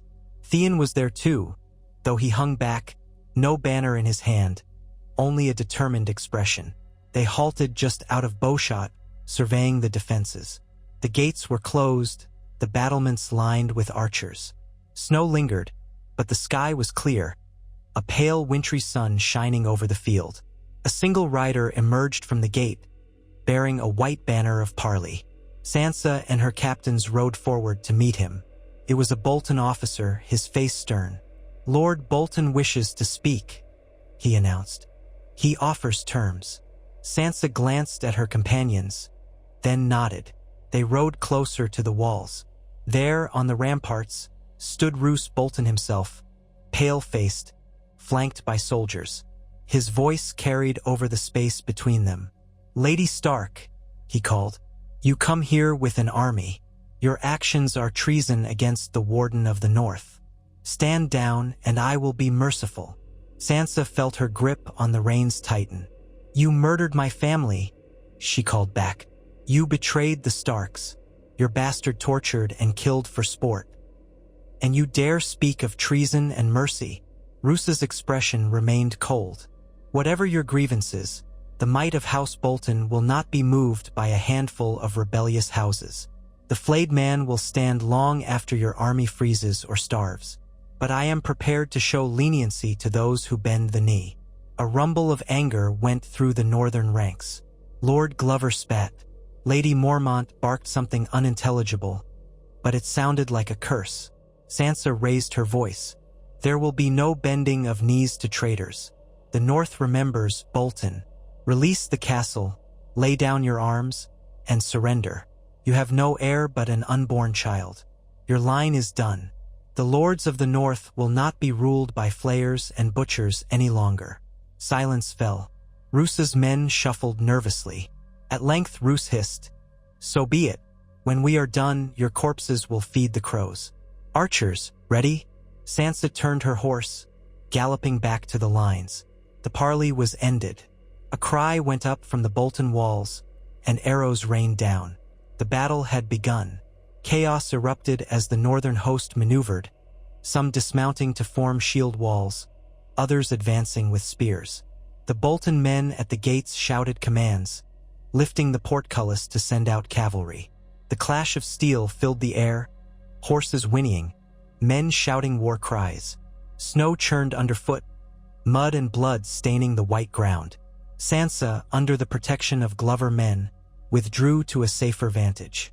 She was no trained warrior, but she refused to hide herself away entirely. She watched as pockets of fighting erupted. Bolton cavalry smashed into Mormont spears, only to be driven back by Glover archers. Manderley knights charged a flank, breaking through a line of Bolton foot soldiers. The battle seethed with deadly intensity. Overhead, ravens circled, awaiting a feast. Hours stretched like days. Sansa's ears rang with the din of swords clashing against shields. She saw Theon guiding a small band of archers along a ridge, providing covering fire. She saw the Bolton lines falter as more of the northern lords poured in, outraged by the memory of their defi. Led loyalties. Step by step, the united North forced the Boltons back toward Winterfell's walls. The outer yard was a blood-soaked field, bodies strewn. Snow fell again, thickening the air, muffling screams. At last, with a final push, the gates were breached by Glover men wielding axes. They rushed inside, fighting the remains of the Bolton garrison in the courtyard. Roose retreated into the great hall, barricading himself with his remaining loyalists. But the North came for him in a surge of righteous vengeance. A roar echoed through Winterfell's halls. "Stark! Stark!" Sansa followed, stepping over the broken doors, her cloak dragging through splattered snow. The halls she knew from childhood were battered and scorched, but they still stood.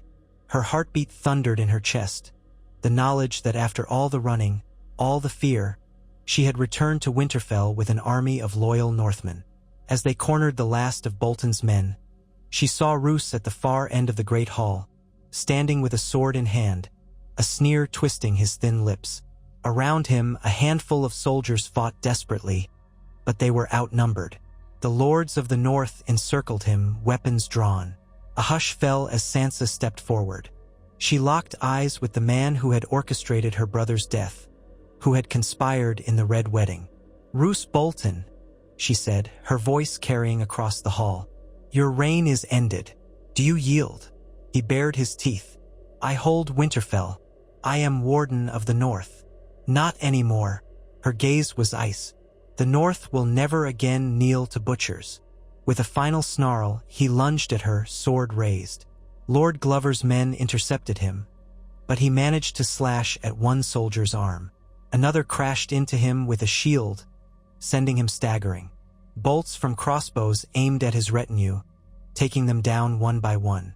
Then Theon stepped in, seizing Roose's sword arm, wrestling it aside. Roose hissed in fury, struggling to free himself, but Theon held tight, a blaze of determination in his eyes. Sansa watched as the man who had once been pinned the master of his tormentor. "It's over," Theon growled, twisting the blade from Roose's grasp.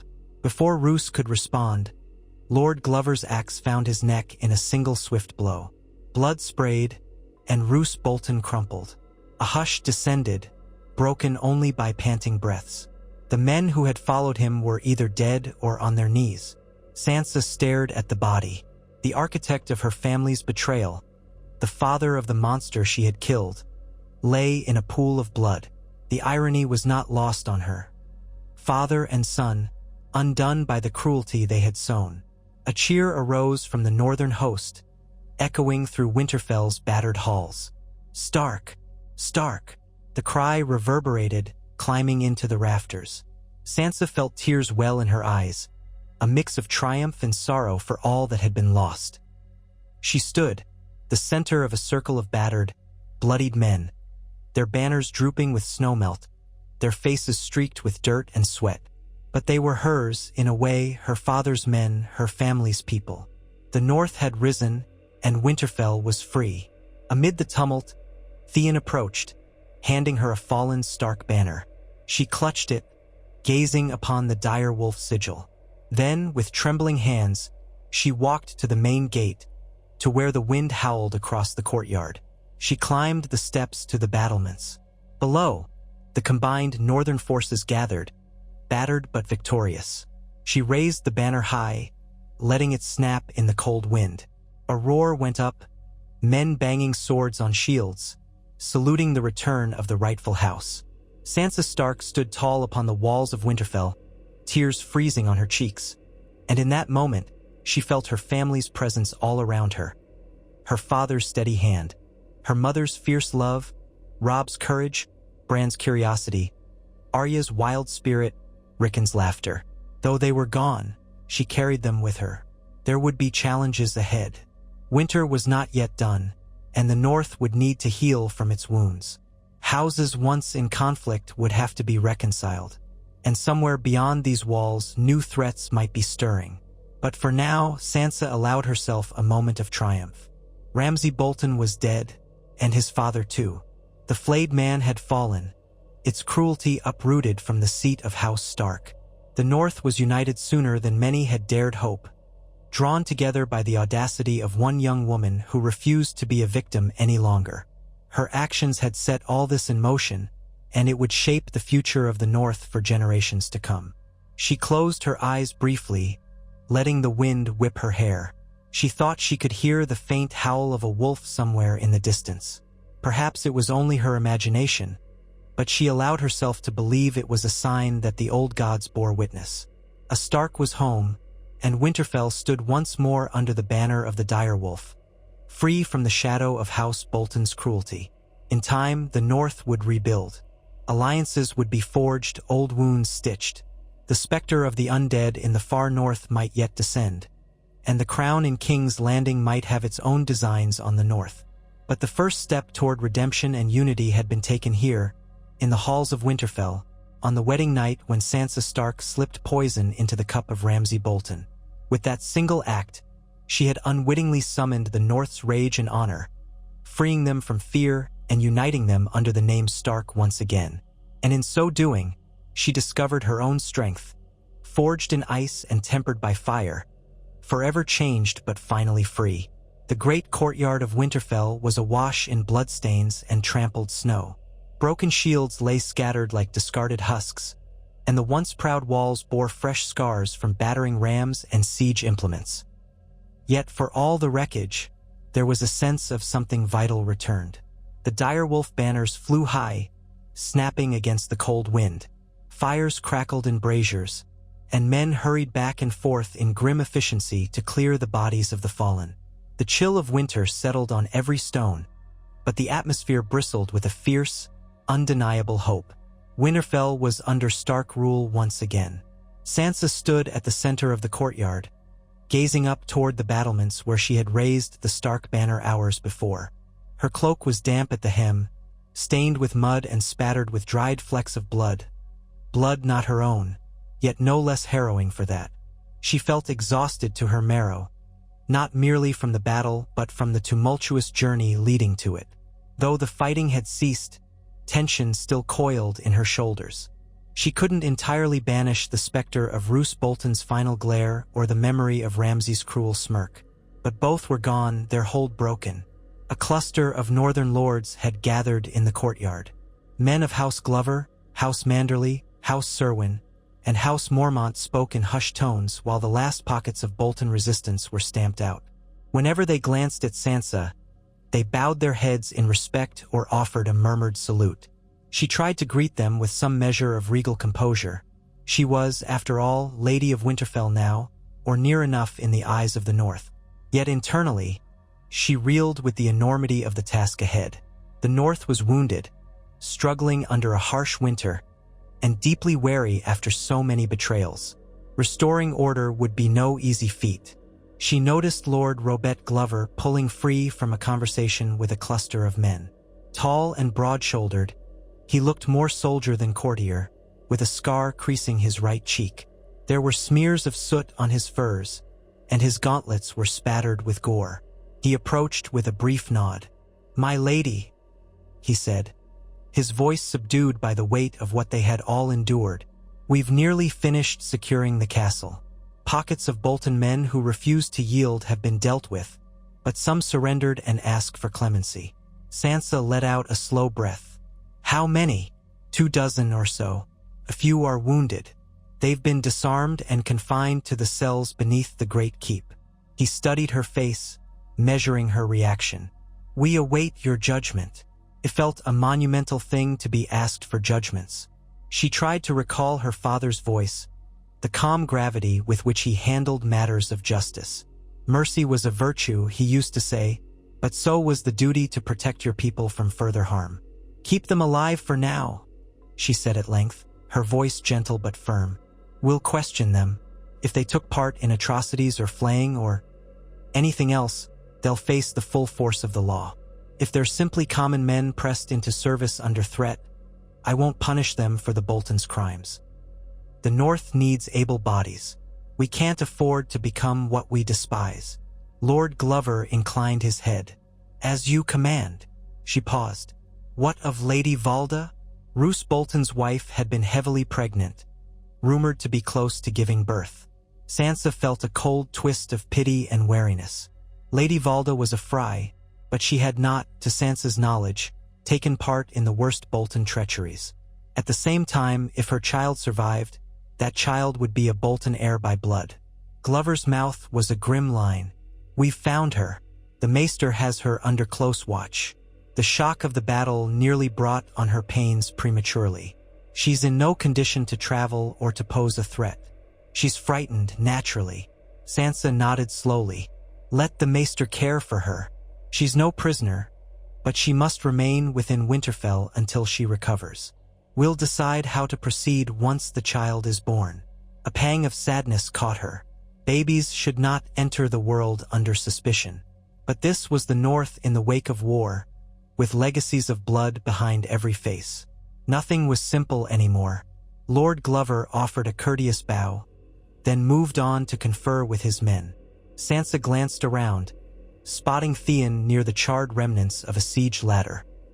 He looked worn to the bone, face smeared with ash and sweat, hair clinging damply to his forehead. She remembered how he had wrestled the sword from Roose Bolton in the Great Hall, pinning the man's arm to give Lord Glover the opening to strike. That single act had been the final blow to House Bolton's dominion. She hadn't had the chance to speak to him in the aftermath.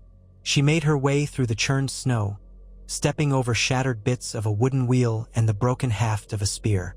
The stench of death and ruin lingered, but at least the clang of steel had died away. When she drew near, Theon wiped his brow and straightened.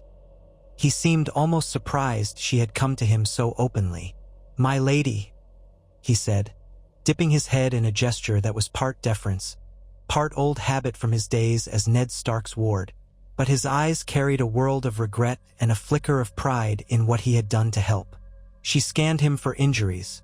There was dried blood on his sleeve, but it seemed not to be his own. "Are you hurt?" He shook his head. "Nothing that won't heal." A swirl of conflicting emotions rose in her. For much of her life, Theon Greyjoy had been a familiar face, a ward in her father's household.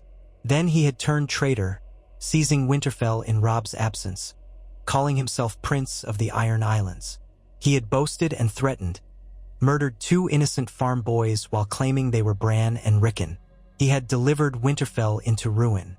And yet, he had been a victim, too, of Ramsay's cruelty. She saw the lines etched in his face, the sorrow that never left his eyes. And he had saved her.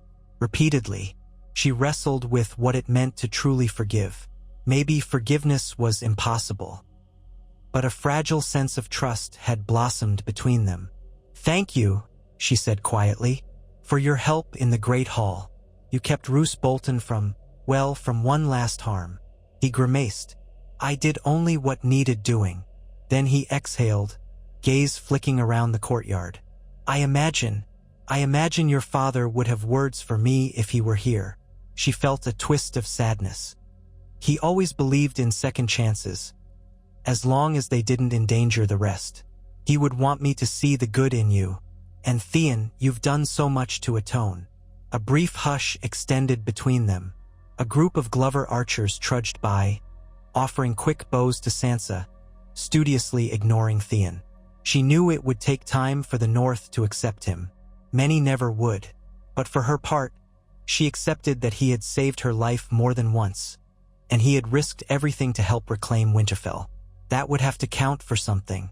"I intend to send ravens," she said, "to every house in the North, announcing that Winterfell is in Stark hands again, that Roose Bolton is dead, that the Bolton line is ended, that we've come home." He nodded, a faint glimmer of pride in his eyes. "They'll heed your call, Sansa. They remember. Even in the darkest times, they remember." She found herself giving him a small, wan smile. "Rest," she told him. "Have the maester see to any wounds." Then she stepped away, feeling the tug of the next matter demanding her attention. In the wake of victory, the Great Hall had become a temporary infirmary and command center. Wounded men lay on pallets strewn across the floor. The high table, once the seat of Bolton rule, was pushed aside to make room for stretchers. The large hearth blazed, filling the chamber with warmth that held the worst of the chill at bay. Sansa entered, passing rows of injured soldiers. Some moaned softly, while others dozed, swaddled in blankets. A scattering of Serwin, Manderly, and Glover armsmen stood guard, their expressions somber. This was not a triumphant feast hall, but a solemn reminder of the cost of war. Maester Wolkan, who had once served the Boltons, but now professed loyalty to the castle's rightful lady, hurried between the wounded, administering poultices and tonics. He still wore the same chain of office, though it clinked with new tension. When he caught sight of Sansa, he bowed quickly. "My lady, I've done what I can for them, but we are short on some supplies.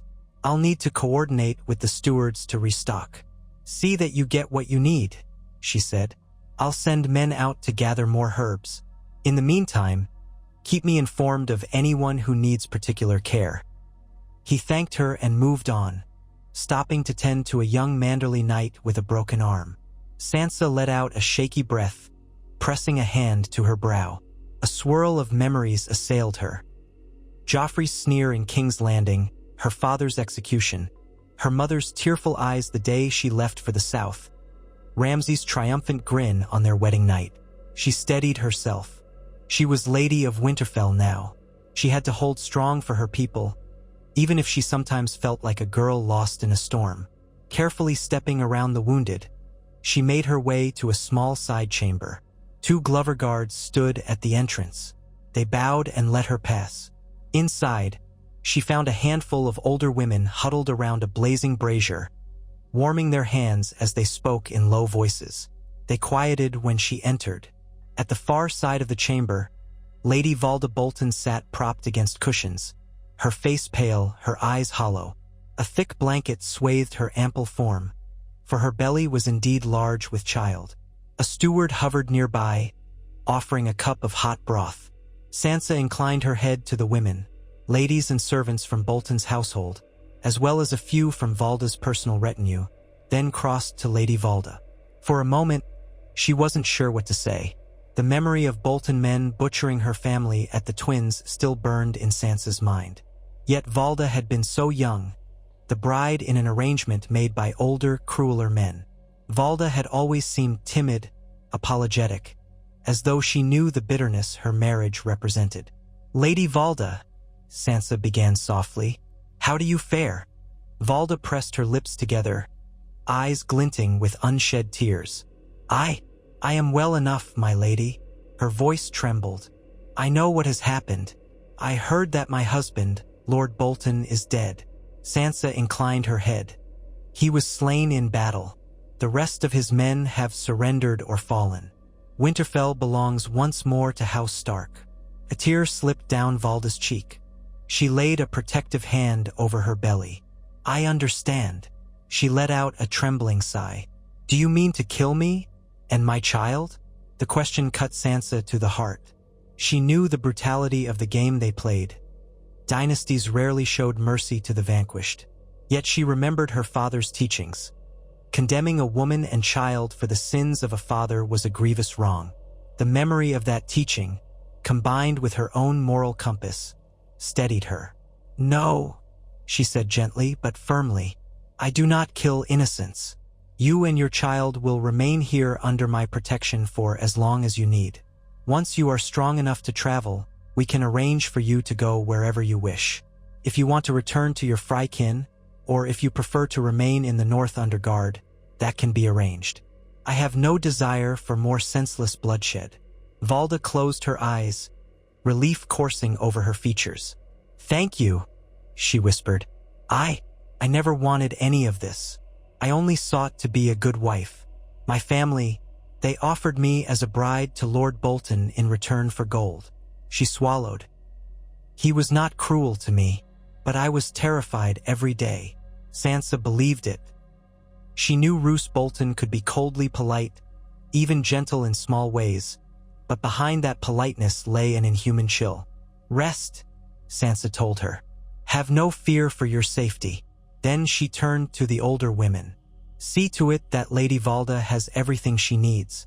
If her pains come, fetch Maester Wolkan immediately." The women curtsied, murmuring their thanks. Sansa slipped out of the room, heart heavy with complicated feelings. Mercy felt right, but it also carried risks. Some of her own supporters might whisper that leaving a Bolton heir alive was dangerous. Yet she refused to become a butcher. She had taken Ramsay's life with poison, but that had been in the heat of desperation, a final stand against a monster. This was different. Late that evening, as darkness enclosed Winterfell, Sansa found herself seated in the solar that had once been her father's study. The chamber was in disarray, with much of the furniture broken or ransacked by the Boltons during their occupancy. However, a sturdy table remained, and enough chairs had been scavenged to seat a small council. A fire crackled in the hearth, illuminating the cold gray stones. Seated around the table were Lord Glover, Lady Alysanne Mormont, representing House Mormont in her mother's stead, a thick-bearded steward of House Manderley named Roland Manderley, and several other northern captains who had fought in the retaking of Winterfell. Outside, guards stood watch, their presence a reminder of how precarious everything remained. Sansa sat at the head of the table, remembering how her father had once presided over matters of the north in this very chamber. She felt the eyes of the council upon her, some with confidence, others with cautious expectancy. A brazier radiated warmth near her chair, but she still felt a chill deep within, as though she might never be truly warm again. "We've secured Winterfell," she began, her voice steady despite her fatigue. "Lord Bolton is dead. Most of his men have surrendered or fled.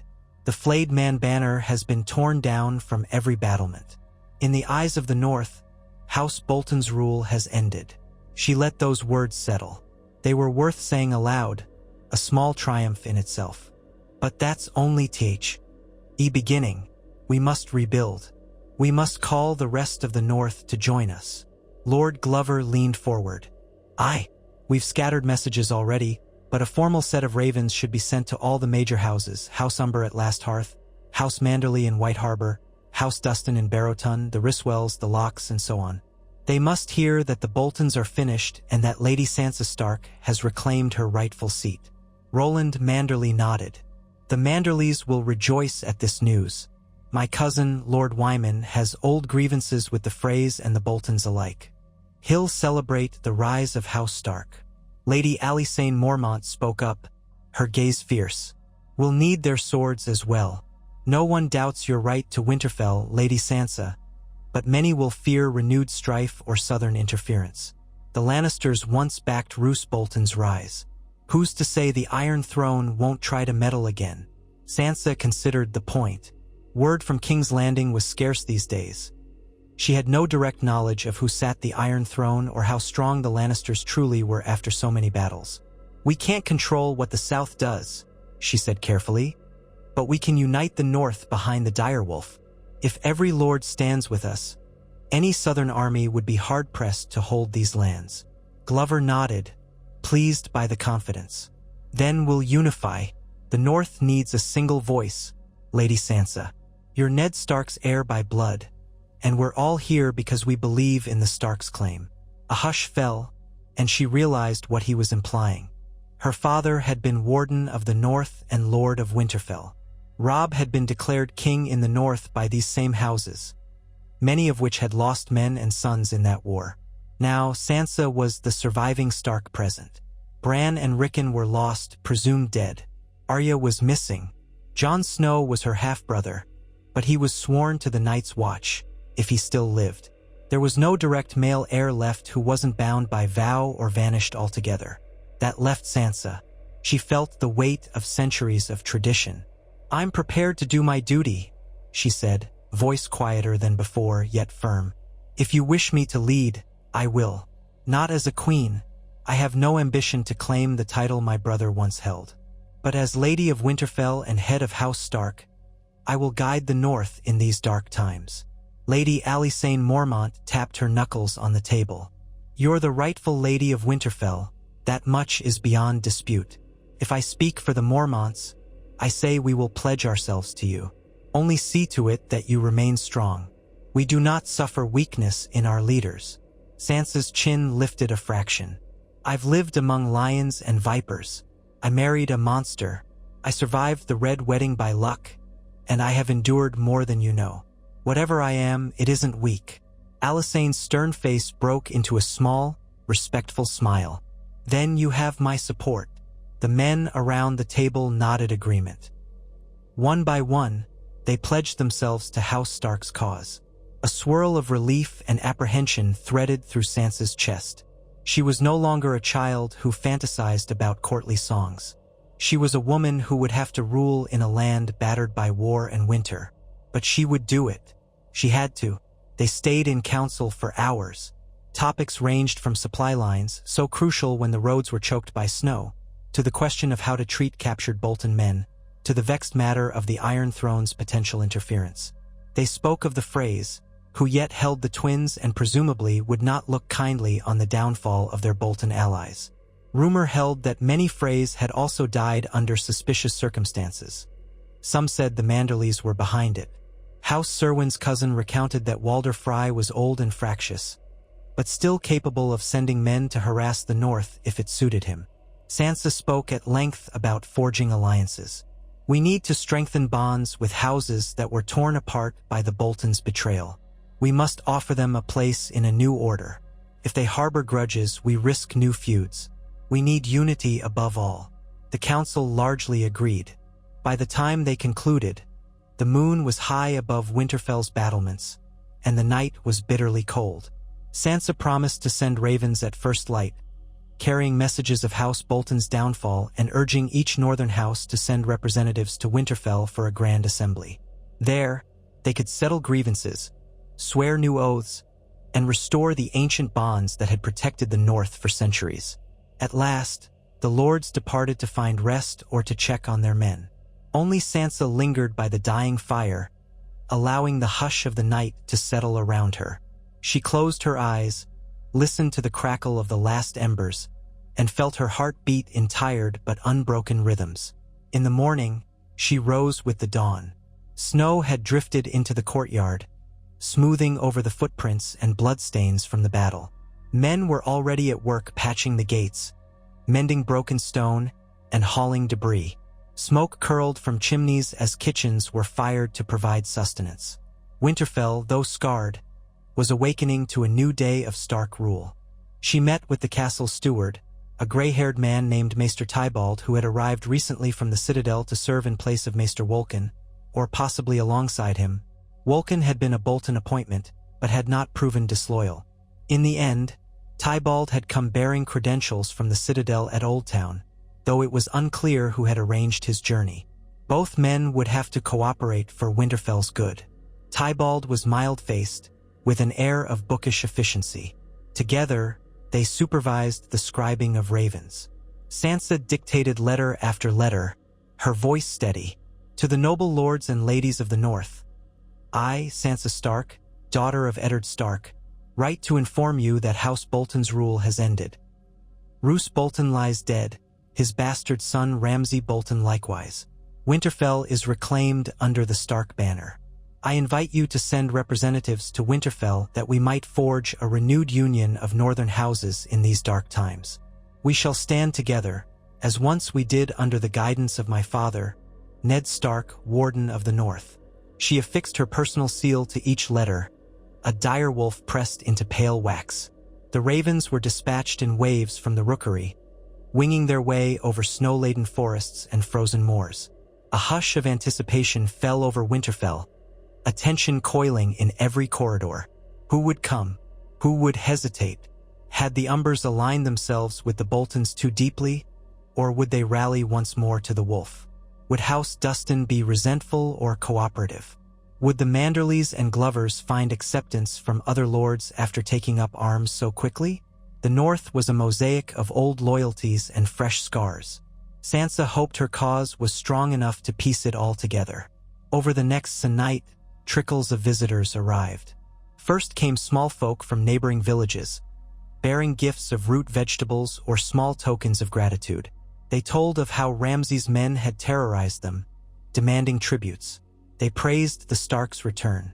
Sansa accepted their offerings with grace, ensuring that her men distributed bread, salted fish, and blankets in return. If Winterfell was to stand strong, the small folk needed to believe in the promise of House Stark's protection. Next came letters by raven from houses too distant or cautious to ride at once. Some expressed tentative congratulations, an acknowledgement that House Bolton's downfall was well-deserved. Others were more ambiguous, carefully praising Sansa's bravery while sidestepping any commitment. A few pledged immediate support. The Mormonts, of course, confirmed they were wholeheartedly aligned with Winterfell, though they had few warriors to spare from Bear Island. House Serwin, having already tasted the Boltons' cruelty, ratified its loyalty. Lady Barbary Dustin, from Barrowton, replied with cool politeness, neither defying nor embracing the new order. House Ryswell's ravens said little more than that they awaited a gathering to discuss the future. Days turned into weeks as more guests trickled in. Some were lesser lords and landed knights, others envoys or cousins representing major families. Each arrival brought new questions, new challenges. Sansa greeted them in the Great Hall, which had been cleared of wounded men and reconfigured for a more fitting reception. Torches burned along the walls, driving back the winter gloom. The Stark banner, freshly woven by the castle's seamstresses, hung behind the high seat. It was an imposing sight, a reminder that Winterfell was once more in rightful hands. Theon rarely appeared in these formal receptions, sensing that his presence stirred bitterness in men who recalled his betrayal. In the midst of these visitors, something happened that jolted Sansa to her core. A raven arrived from Castle Black. The letter was brief and penned in a hand she recognized vaguely, perhaps that of Maester Aemon's successor. It bore news that Jon Snow was Lord Commander of the Night's Watch. He had taken the Black, as she'd known, but now apparently commanded the entire order. The letter also spoke of dire tidings. White Walkers, the undead in the far north, the potential threat to all living men. It requested any aid that might be spared. There was no direct mention of Sansa, no personal message from Jon. He likely had no idea she was safe or even still alive. The letter was simply a general call for the North's attention to the dangers beyond the wall. She read it and felt a strange pang in her chest, recalling her quiet half-brother with the solemn gray eyes. They had never been close. Her mother's unspoken hostility toward Jon had formed a barrier, yet she had admired his gentleness, the way he played with Robb, Arya, and Bran. 1,000 memories surged. Jon smiling with the younger siblings, Jon training with a wooden sword in the courtyard, Jon quietly stepping aside whenever she passed, as though never quite sure how to speak to her. Now he was Lord Commander, crying out for help in a war against something unimaginable. Sansa presented the letter at her next council meeting. The lords and envoys murmured in confusion and skepticism. White Walkers were ancient legends to many, ghost stories to frighten children. But Lady Alysanne Mormont, who had grown up hearing the old tales, regarded the news with seriousness. My mother always said we must keep watch for the long night. If Jon Snow is raising the alarm, perhaps we ought not to dismiss it. Others, like Lord Ryswell's representative, scoffed at the idea of an undead army in the far north. We have enough problems. The Boltons nearly destroyed us. The Freys might come for vengeance. The Lannisters might meddle again. And we're to worry about fairy tales and whites in the woods. Sansa felt tension coil. She didn't know the truth of White Walkers. Only that word from the wall sounded dire. Could Jon be mistaken? She recalled old stories Nan used to tell them as children. The icy cold, the others riding dead horses. It had always seemed like mere myth. Yet the letter's urgency was genuine. And if Jon wrote with such conviction, perhaps there was reason to heed him. We can't ignore Castle Black, she insisted quietly. The Night's Watch stands guard for all realms of men, including ours.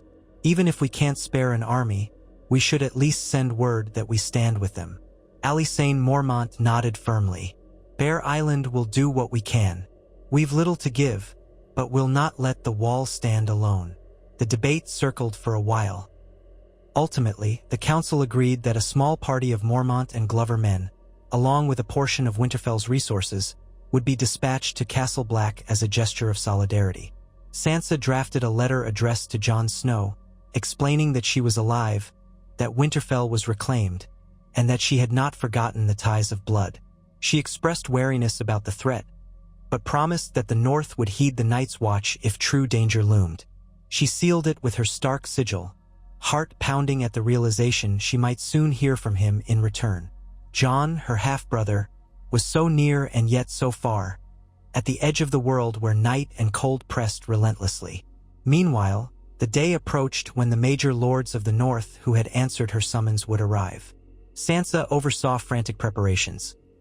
Guest chambers were cleaned, the feast hall arranged with fresh linens, and extra firewood cut to keep the halls warm.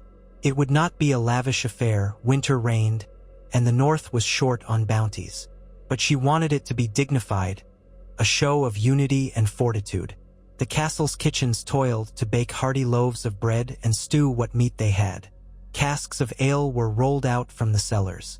The castle courtyard, though still dotted with scars, was swept and cleared. On a gray morning, the first sizable party appeared in the distance, heralded by banners that Sansa recognized. The great white merman of House Manderley on a teal field, accompanied by the spear-crowned boar of House Serwin and a sprinkling of minor house sigils. They arrived in a modest procession, knights and guards braving the snowy approach. Lord Wyman Manderley did not appear personally. He was rumored to be ill or reluctant to travel so far in winter. Instead, his heir, Ser Wylis Manderly, came with a train of White Harbor knights. By midday, more groups trickled in. Lady Barbary Dustin arrived with her retinue. Stern-faced men who wore the sigil of the flayed man crossed with the Dunstanbury Tower, a vestige of the old ties between House Dustin and House Bolton. Sansa wondered if Lady Barbary's presence would prove contentious. The Umbers were absent. No sign of a major force from Last Hearth. That worried Sansa. Perhaps the Umbers still harbored bitterness or had taken losses in prior conflicts. By early evening, the great hall was filled with the clamor of conversation and the scraping of wooden benches.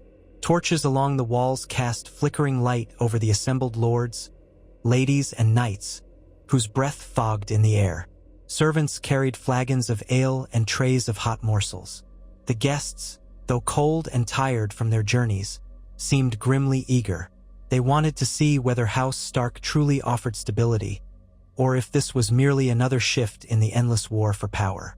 Sansa entered, her posture tall despite the quiet tremor inside her. She wore a cloak of dark gray wool trimmed with white fur, fastened by a simple direwolf pin. Her red hair was braided back, her features calm and poised. She took her seat at the high table, no throne, but the carved wooden chair that had once been her father's. Next to her sat Lord Glover, representing her chief military ally, and Lady Alysanne Mormont, who refused to stand on ceremony. Across the table from them were Ser Wylis Manderly, Lady Barbary Dustin, and other notables. A hush fell as Sansa rose to speak, her voice echoing in the high-ceilinged hall. "Lords and ladies of the North, I welcome you to Winterfell. You know who I am. Sansa Stark, daughter of Lord Eddard Stark. I stand before you in the castle of my forebears, reclaimed from the treacherous Boltons." She allowed a moment for the significance to settle. "I have called you here so that we might forge a renewed bond among the northern houses. We have all suffered at the hands of traitors and turncloaks.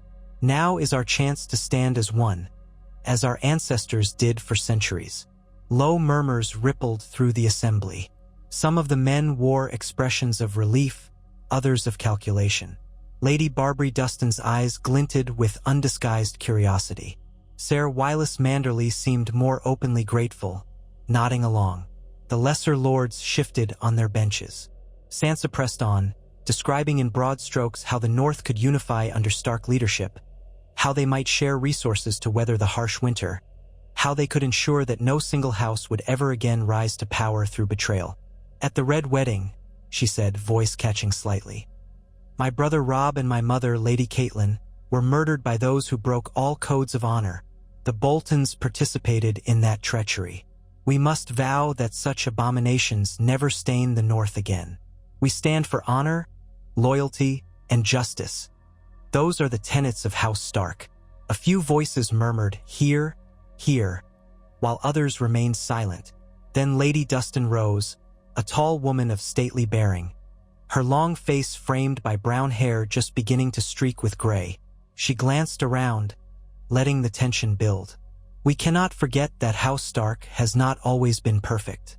Ned Stark was honorable, yes, but some among us recall old slights. My own house has reasons to hold grudges against House Stark. Yet I am here, Lady Sansa, because I believe the alternative is far worse. You sit in the seat of your father, a man who died by southern treachery. I will not kneel easily, but I will acknowledge your right to Winterfell, provided you show that you can indeed protect the North from further harm. We have wolves beyond the wall, a failing season, and enemies to the south who despise us. Can you promise to shield us from those threats?" Sansa exhaled slowly. "I can promise that I'll do everything in my power. I make no claim of omnipotence, my lady. I am not the gods themselves, but we will stand united. That is our greatest strength.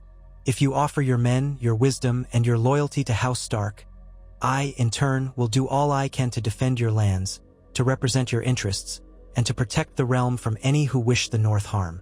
Lady Dustin studied her a moment longer, then inclined her head with measured respect.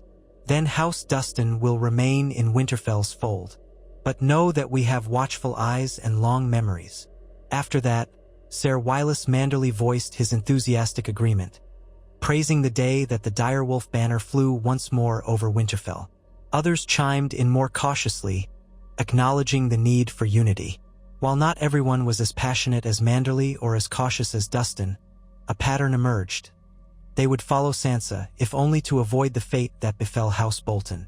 The North was battered, short on resources, and suspicious of outsiders. Sansa sensed that her place was not wholly secure, but it was the best foundation she could hope for under these circumstances. The rest of the evening unfolded with quiet tension. Ale flowed, stews were served, and men swapped war stories by the fire. Sansa made an effort to speak with each notable figure, listening to their concerns. House Serwin's new lord, just come of age, worried about the looming possibility of a Fry incursion. A minor Glover cousin muttered about the rising price of grains. Someone else spoke with alarm about rumors of wildlings crossing south of the wall. Through it all, Sansa maintained her composure, making promises to address each problem in due course. Long after midnight, the gathering dispersed. Most guests retired to the chambers prepared for them, while the common soldiers bedded down in the barracks or the stables. Snow whispered against the castle walls, wind keening through the gates. Sansa felt a keen fatigue settling in her bones, but she forced herself to remain in the great hall for a while longer. She found a seat near the hearth, letting the warmth seep into her aching muscles. One by one, the torches were doused by servants, until only a soft glow remained from the fire. Through the dimness, footsteps approached. She turned to see Lady Barbary Dustin, still dressed. In her traveling furs, her posture upright. Sansa stiffened slightly, recalling Barbary's complicated history with the Starks. But she offered a polite nod, and Lady Dustin moved to stand by the fire, gazing into the embers. "You did well this evening," Dustin said quietly after a moment, her tone neutral. "I've lived a life surrounded by northern men, and I know how stubborn they can be. You handled them with a deft touch." Sansa managed a small, tired smile. "I learned a few things about courtesy in King's Landing, though the lessons were often harsh."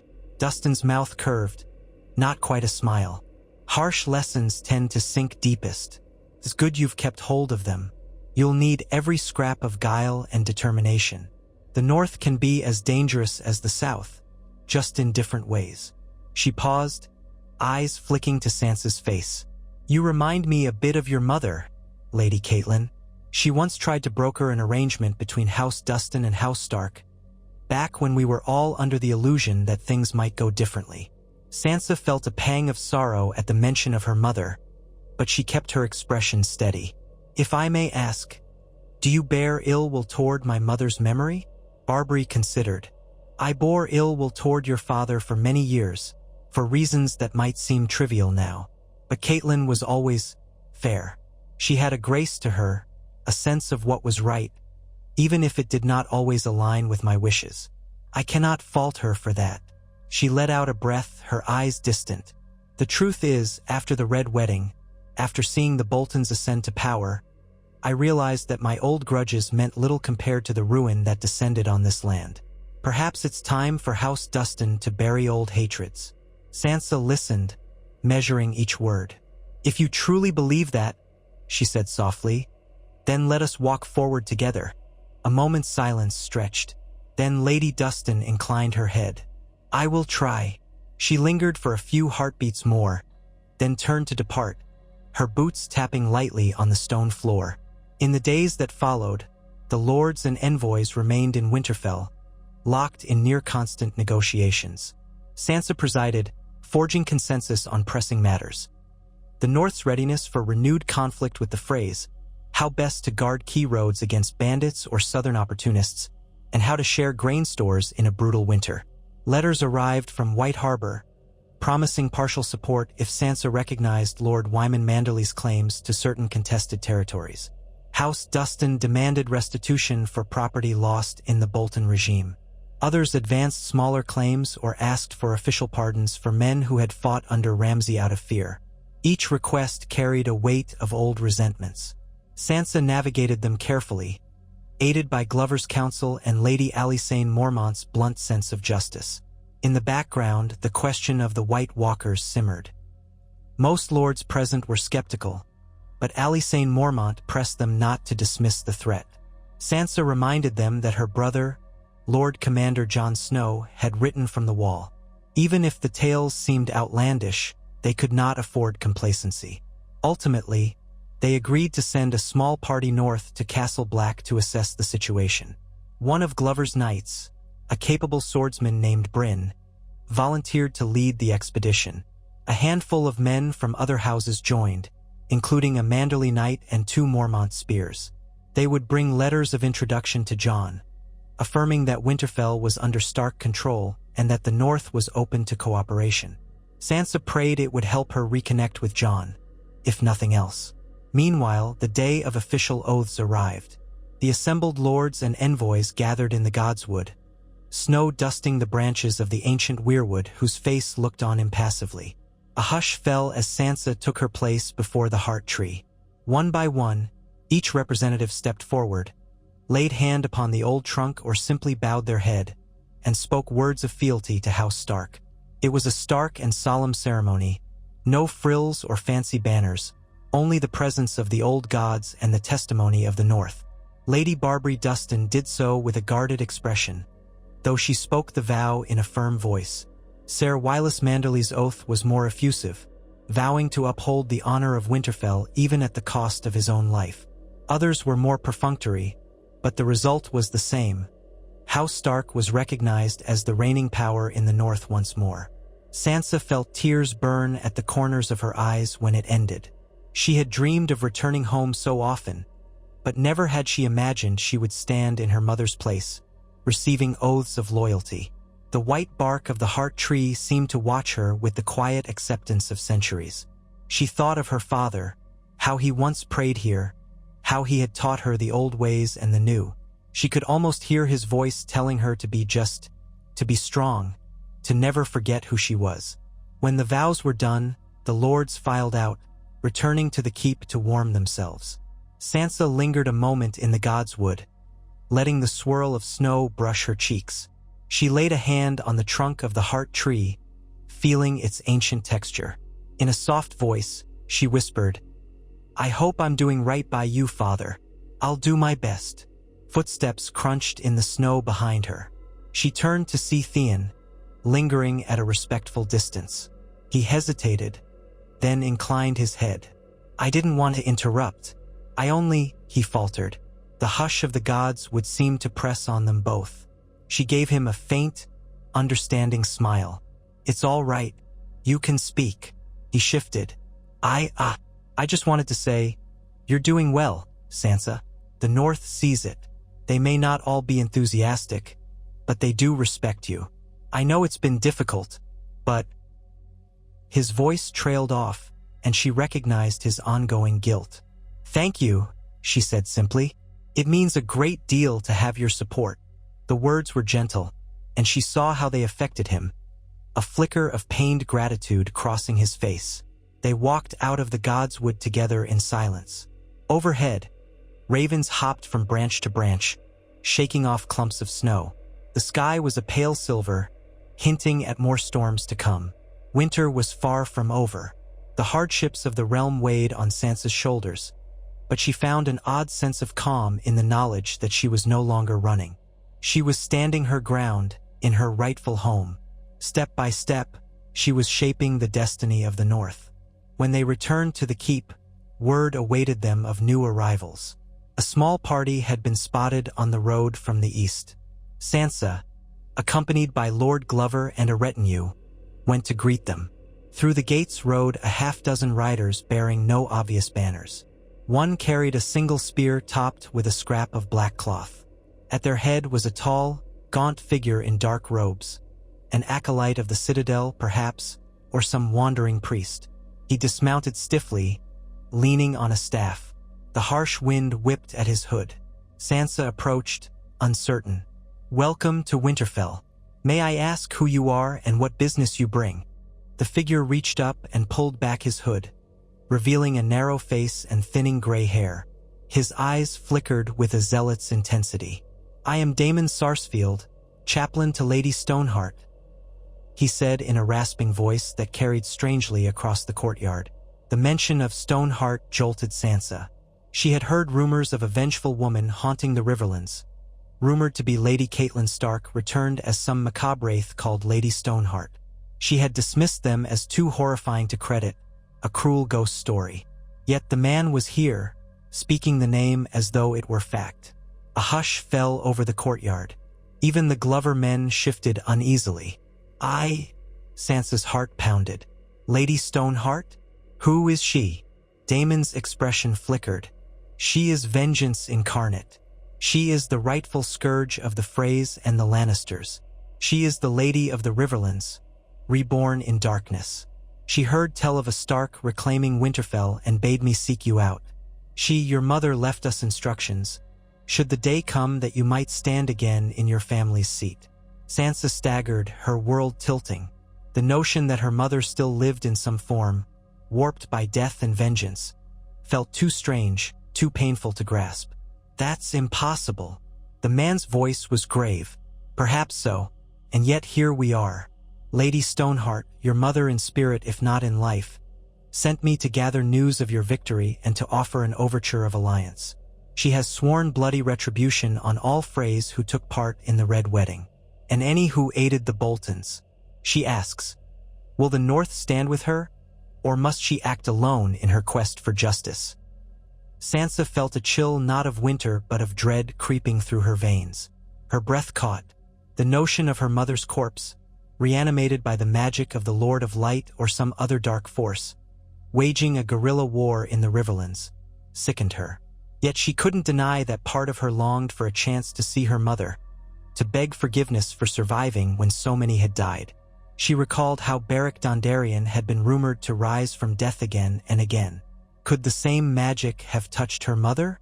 Lord Glover murmured, "My lady, we should be cautious. These rumors of Lady Stoneheart. They speak of a half-dead woman who kills without mercy. That's no mother. That's a wraith." Sansa found her throat dry, but the man, Damon Sarsfield, was unwavering. "Vengeance takes many forms, my lady. Lady Stoneheart remembers her children. Even in her state, she will act. Whether you choose to help her or not, her cause is set." Nausea churned in Sansa's stomach. She thought of the Freys, how they had stabbed Robb and slit her mother's throat, tossing her body into a river. She swallowed hard. That was the last she knew, her mother's corpse consigned to the waters. Yet apparently it had not been the end. "Enter Winterfell," she said quietly, though she nearly choked on the words. "I'll hear what you have to say in detail. Then we can decide how best to proceed." Damon inclined his head, unsmiling. "Thank you." The new arrivals were given rooms to wash off the dust of travel, but Sansa felt uneasy. She retreated to her solar, refusing food or conversation for a time, her thoughts spinning. If there was any chance her mother was truly out there, changed, it complicated everything. House Frye was large and powerful, holding the key crossing at the twins. They might still lash out at the North in vengeance for the Boltons and for her father's legacy. If Lady Stoneheart was waging a private war, it could draw the Freys' wrath down upon them all. Or, if Sansa allied with her mother's wraith, it might provoke even greater conflict with the entire South. She pressed her hands to her temples, trying to fend off a throbbing headache. Just when she thought she was finding her footing, fate hurled another twist. That night, the snows returned, muffling the castle in a quiet hush. Sansa summoned Damon Sarsfield to her solar. The man arrived in a swirl of cold air, accompanied by a single companion who kept his face hidden beneath a heavy hood. By the flicker of firelight, Damon explained in hushed tones what he knew. How Beric Dondarrion had found Catelyn Stark's corpse on the riverbank after the Red Wedding. How he had relinquished the kiss of life to resurrect her, at the cost of his own final death. How Catelyn emerged changed, her throat scarred and voice mostly gone, her heart filled with a burning hatred for the Freys. How she now commanded the remnants of the Brotherhood without banners, turning them into an instrument of revenge. "Some say she's a demon," Damon said, lips thinning. Others call her a saint for delivering justice. She hunts Freys across the riverlands, hanging them from trees, drowning them in the same waters they used to dispose of her body. Her face bears the marks of her murder, but her will is unstoppable.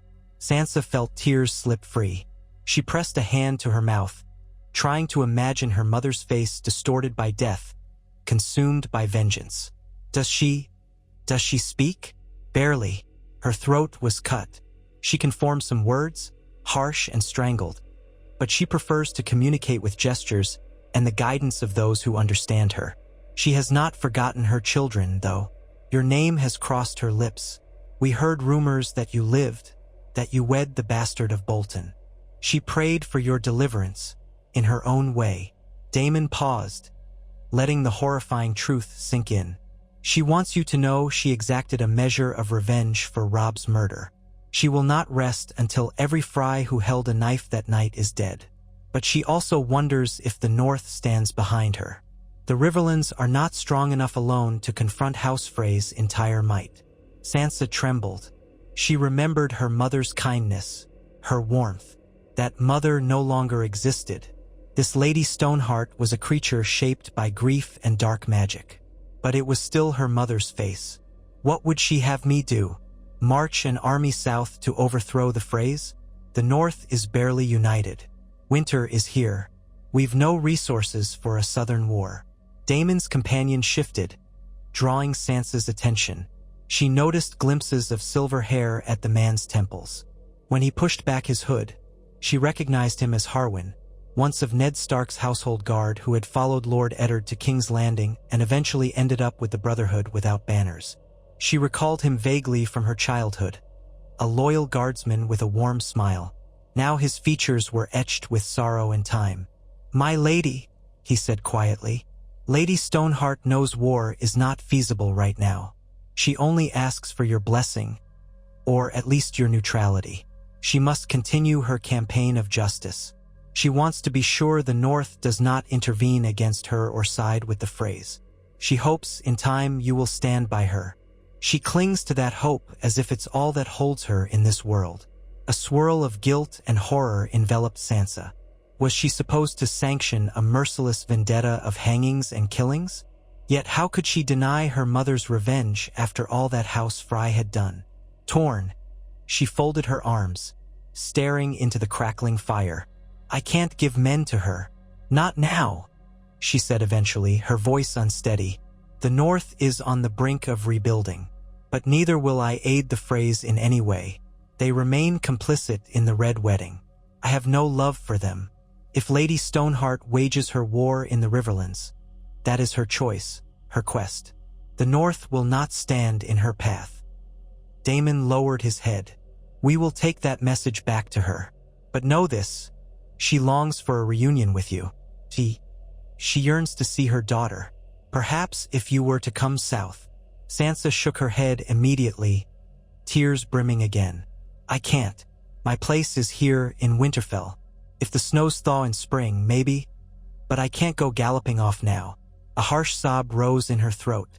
"And I'm not sure I could bear to see her that way." Harwin's gaze softened. He reached out gently, but did not touch her. "We understand, my lady." She steadied herself. "I will send a letter to her, if you can deliver it safely. I'll write something. I don't know how to address her now, but I'll try." Her tears slipped over her cheeks as she imagined writing words to a mother who was half a ghost. "I'm sorry." Daemon bowed. "We are at your service until we depart. Thank you for meeting with us." They left, leaving Sansa in a swirl of grief and turmoil.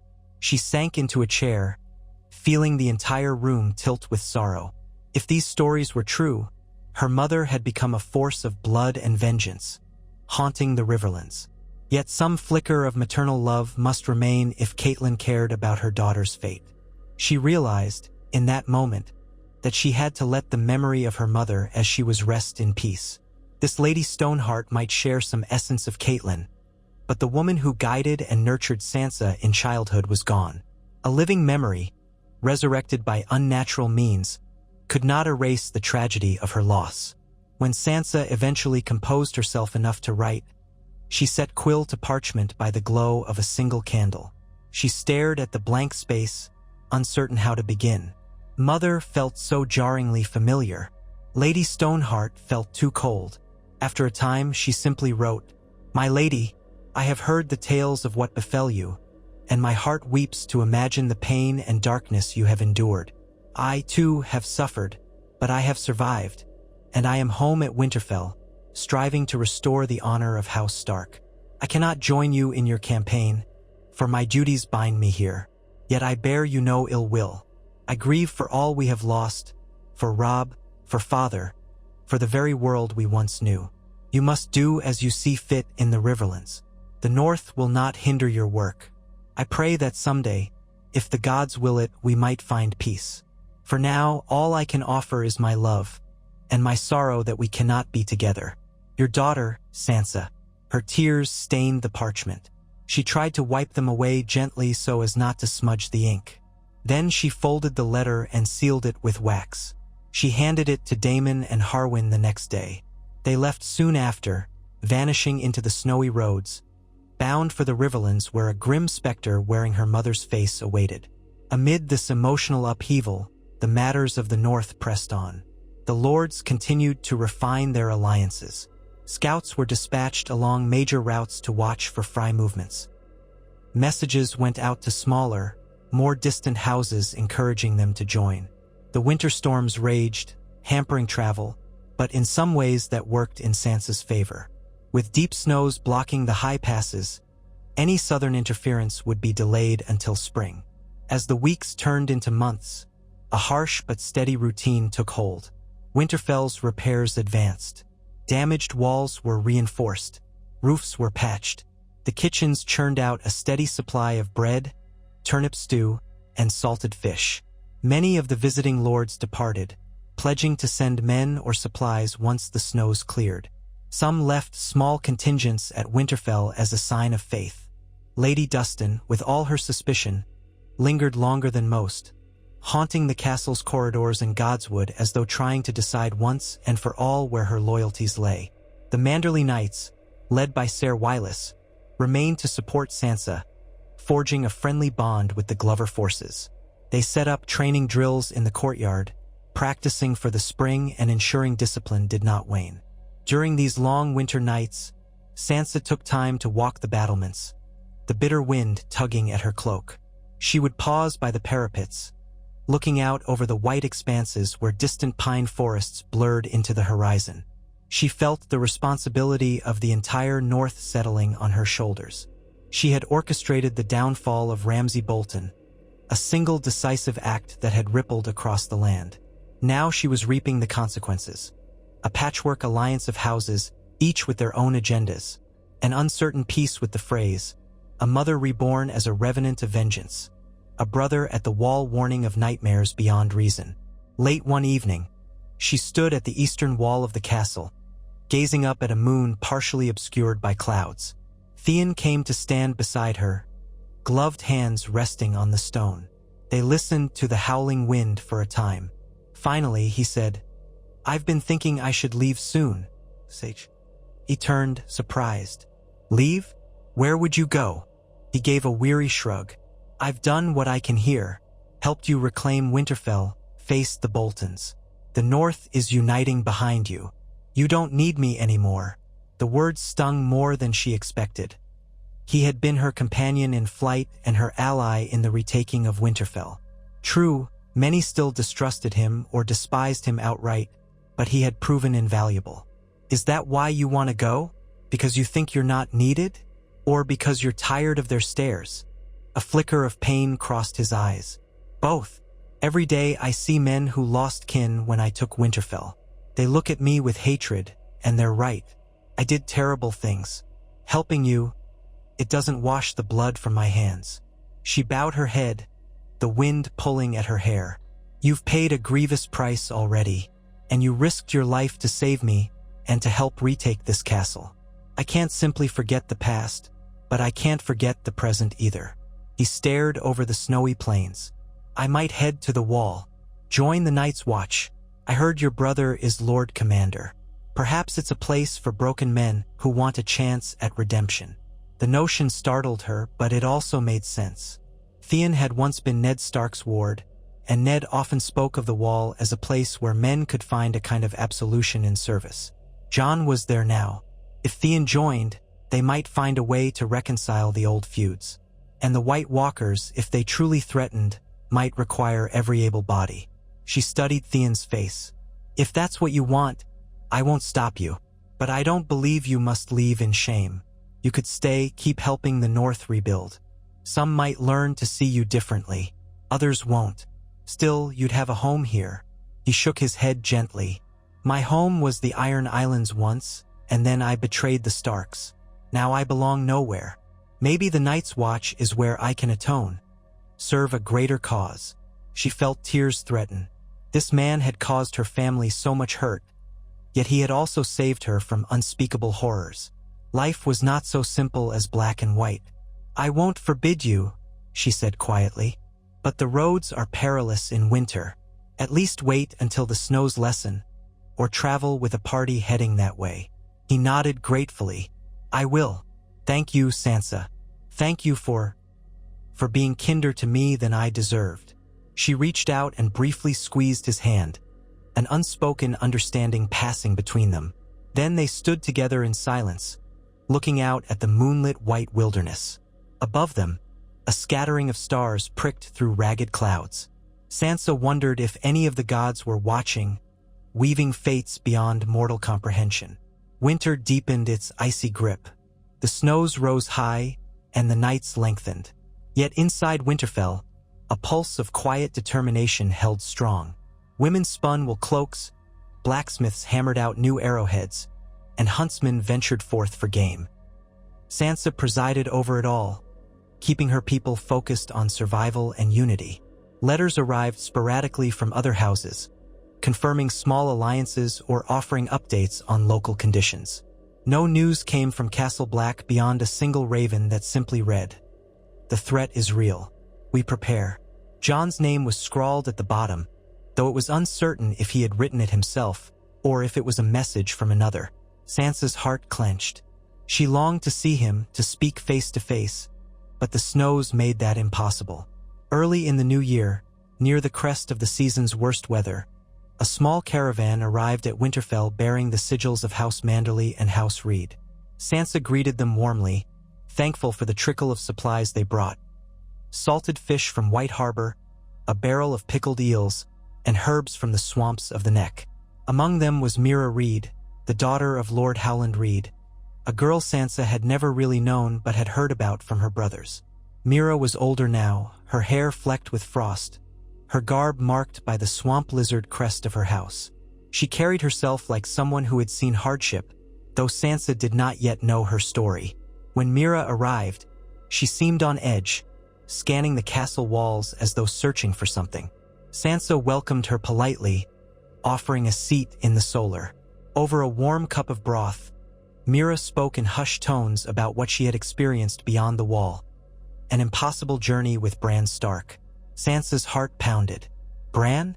My brother Bran. She hadn't known for certain whether he was dead or alive. Mira nodded, eyes distant with memory. He touched the power of the old gods, or so it seemed. He had visions learned from the three-eyed crow. I accompanied him until we were attacked by whites. We lost Jojen, my brother. Bran urged me to return south while he continued deeper into the land of always winter with others, something ancient. He said he had a destiny to fulfill. She swallowed, voice trembling. I did not want to leave him, but he insisted, said he could not risk my life any longer. Sansa's mind reeled. Bran was alive, somewhere beyond the wall, delving into the mysteries of the old gods.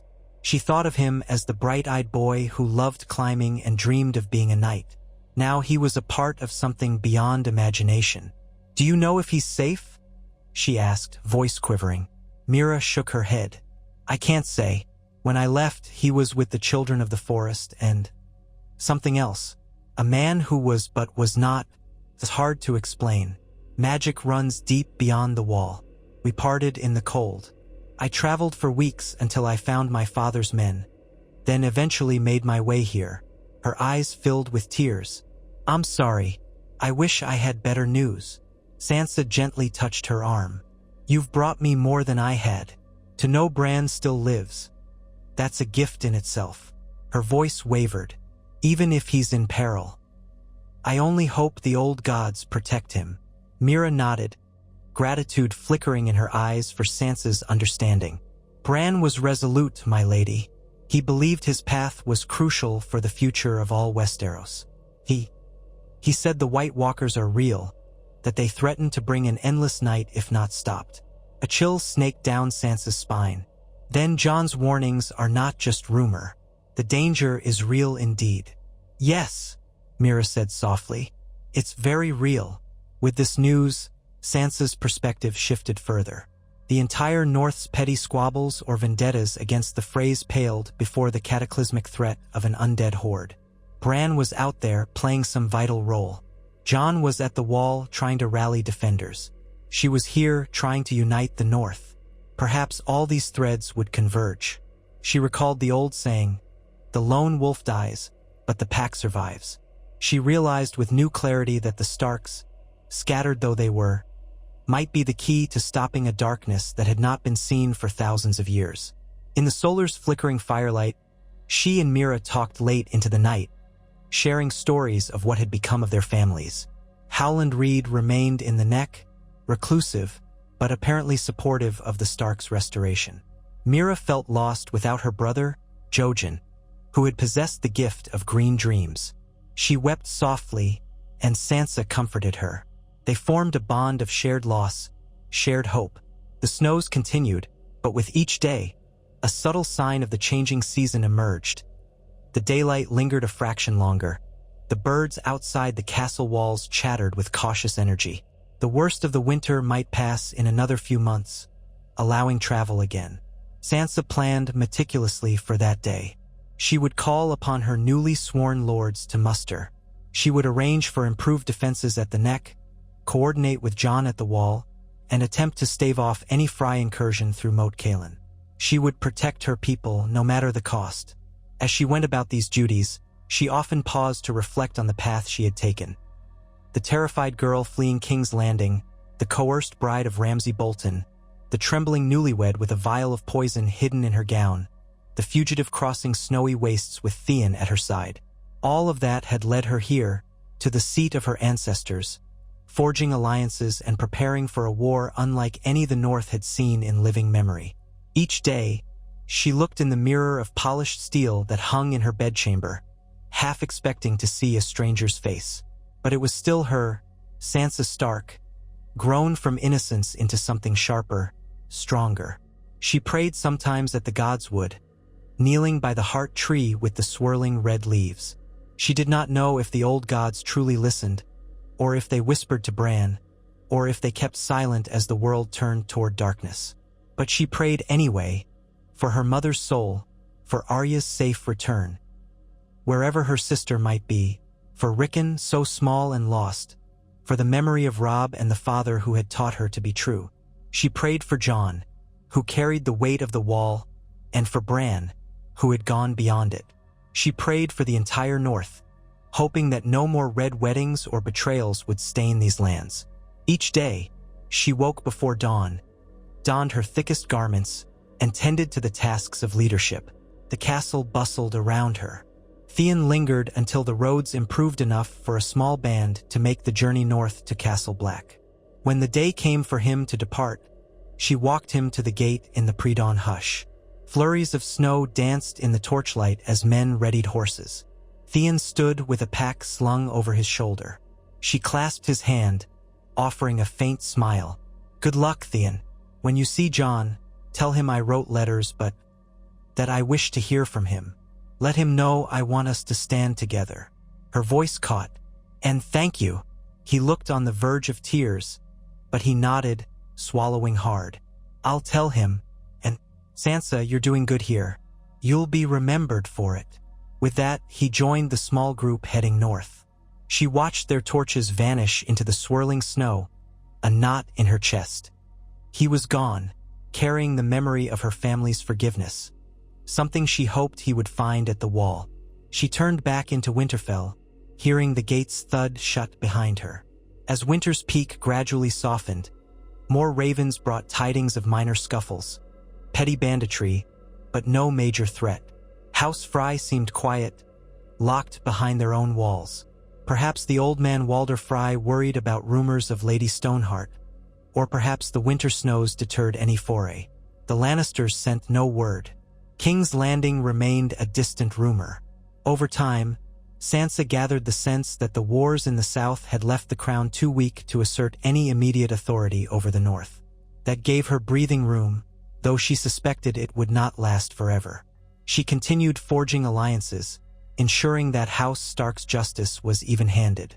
She pardoned minor crimes but punished grave offenses. She held a firm line on any sign of flaying or cruelty, banning the practice upon pain of death, quashing the last vestiges of Bolton influence. She invited the small folk to come to Winterfell for shelter if their own villages were overrun by bandits or lost to the cold. The gates were not thrown wide. The castle couldn't hold them all, but they tried to offer refuge to the most vulnerable. With each compassionate act, the love for House Stark grew. With each firm stance, respect deepened. The old guard might grumble about a woman ruling, but they did not doubt her resolve. On a crisp morning near the close of winter, she received a raven from Moat Cailin. The watchers there reported no sign of a Frye host. Instead, they had glimpsed small bands of travelers heading north, refugees or outlaws perhaps.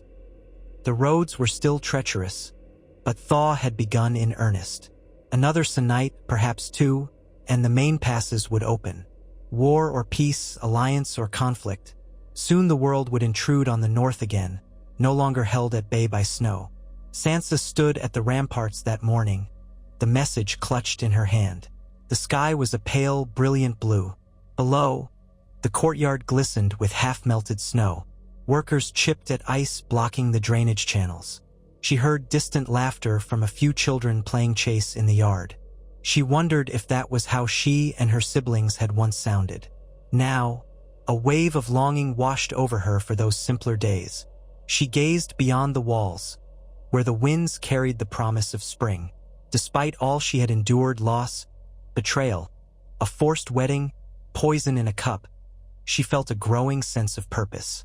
She was Lady of Winterfell, caretaker of the north in a time of gathering storms. Perhaps the White Walkers stirred beyond the wall. Perhaps her mother's vengeful spirit carved a path of blood in the riverlands. Perhaps the Freys plotted, the Lannisters schemed, and the snows threatened famine. But she would face it all. She had discovered her own power, and she intended to use it to protect what remained of her family and her home. As she stood there, a raven drifted overhead, cawing in the thin air. She watched its dark wings glide across the pale sky, carrying messages from place to place, linking distant hearts. She thought of Jon, of Bran, of Arya, of Rickon. The Stark name was not yet extinguished, no matter the tragedies visited upon them. Her father's words returned. When the snows fall and the white winds blow, the lone wolf dies, but the pack survives. She was not alone anymore. She had the north behind her, new allies at her side, and the memory of her loved ones guiding her. She would continue to stand, to fight, and to rebuild. Each breath she drew was a testament to her survival, each sunrise a chance to shape a better future. Thus the echoes of Sansa Stark's single act of defiance. The poison slipped into Ramsay Bolton's cup, rippled outward, changing the course of the north. What had begun as a desperate gambit had become the catalyst for a renewed Stark ascendancy.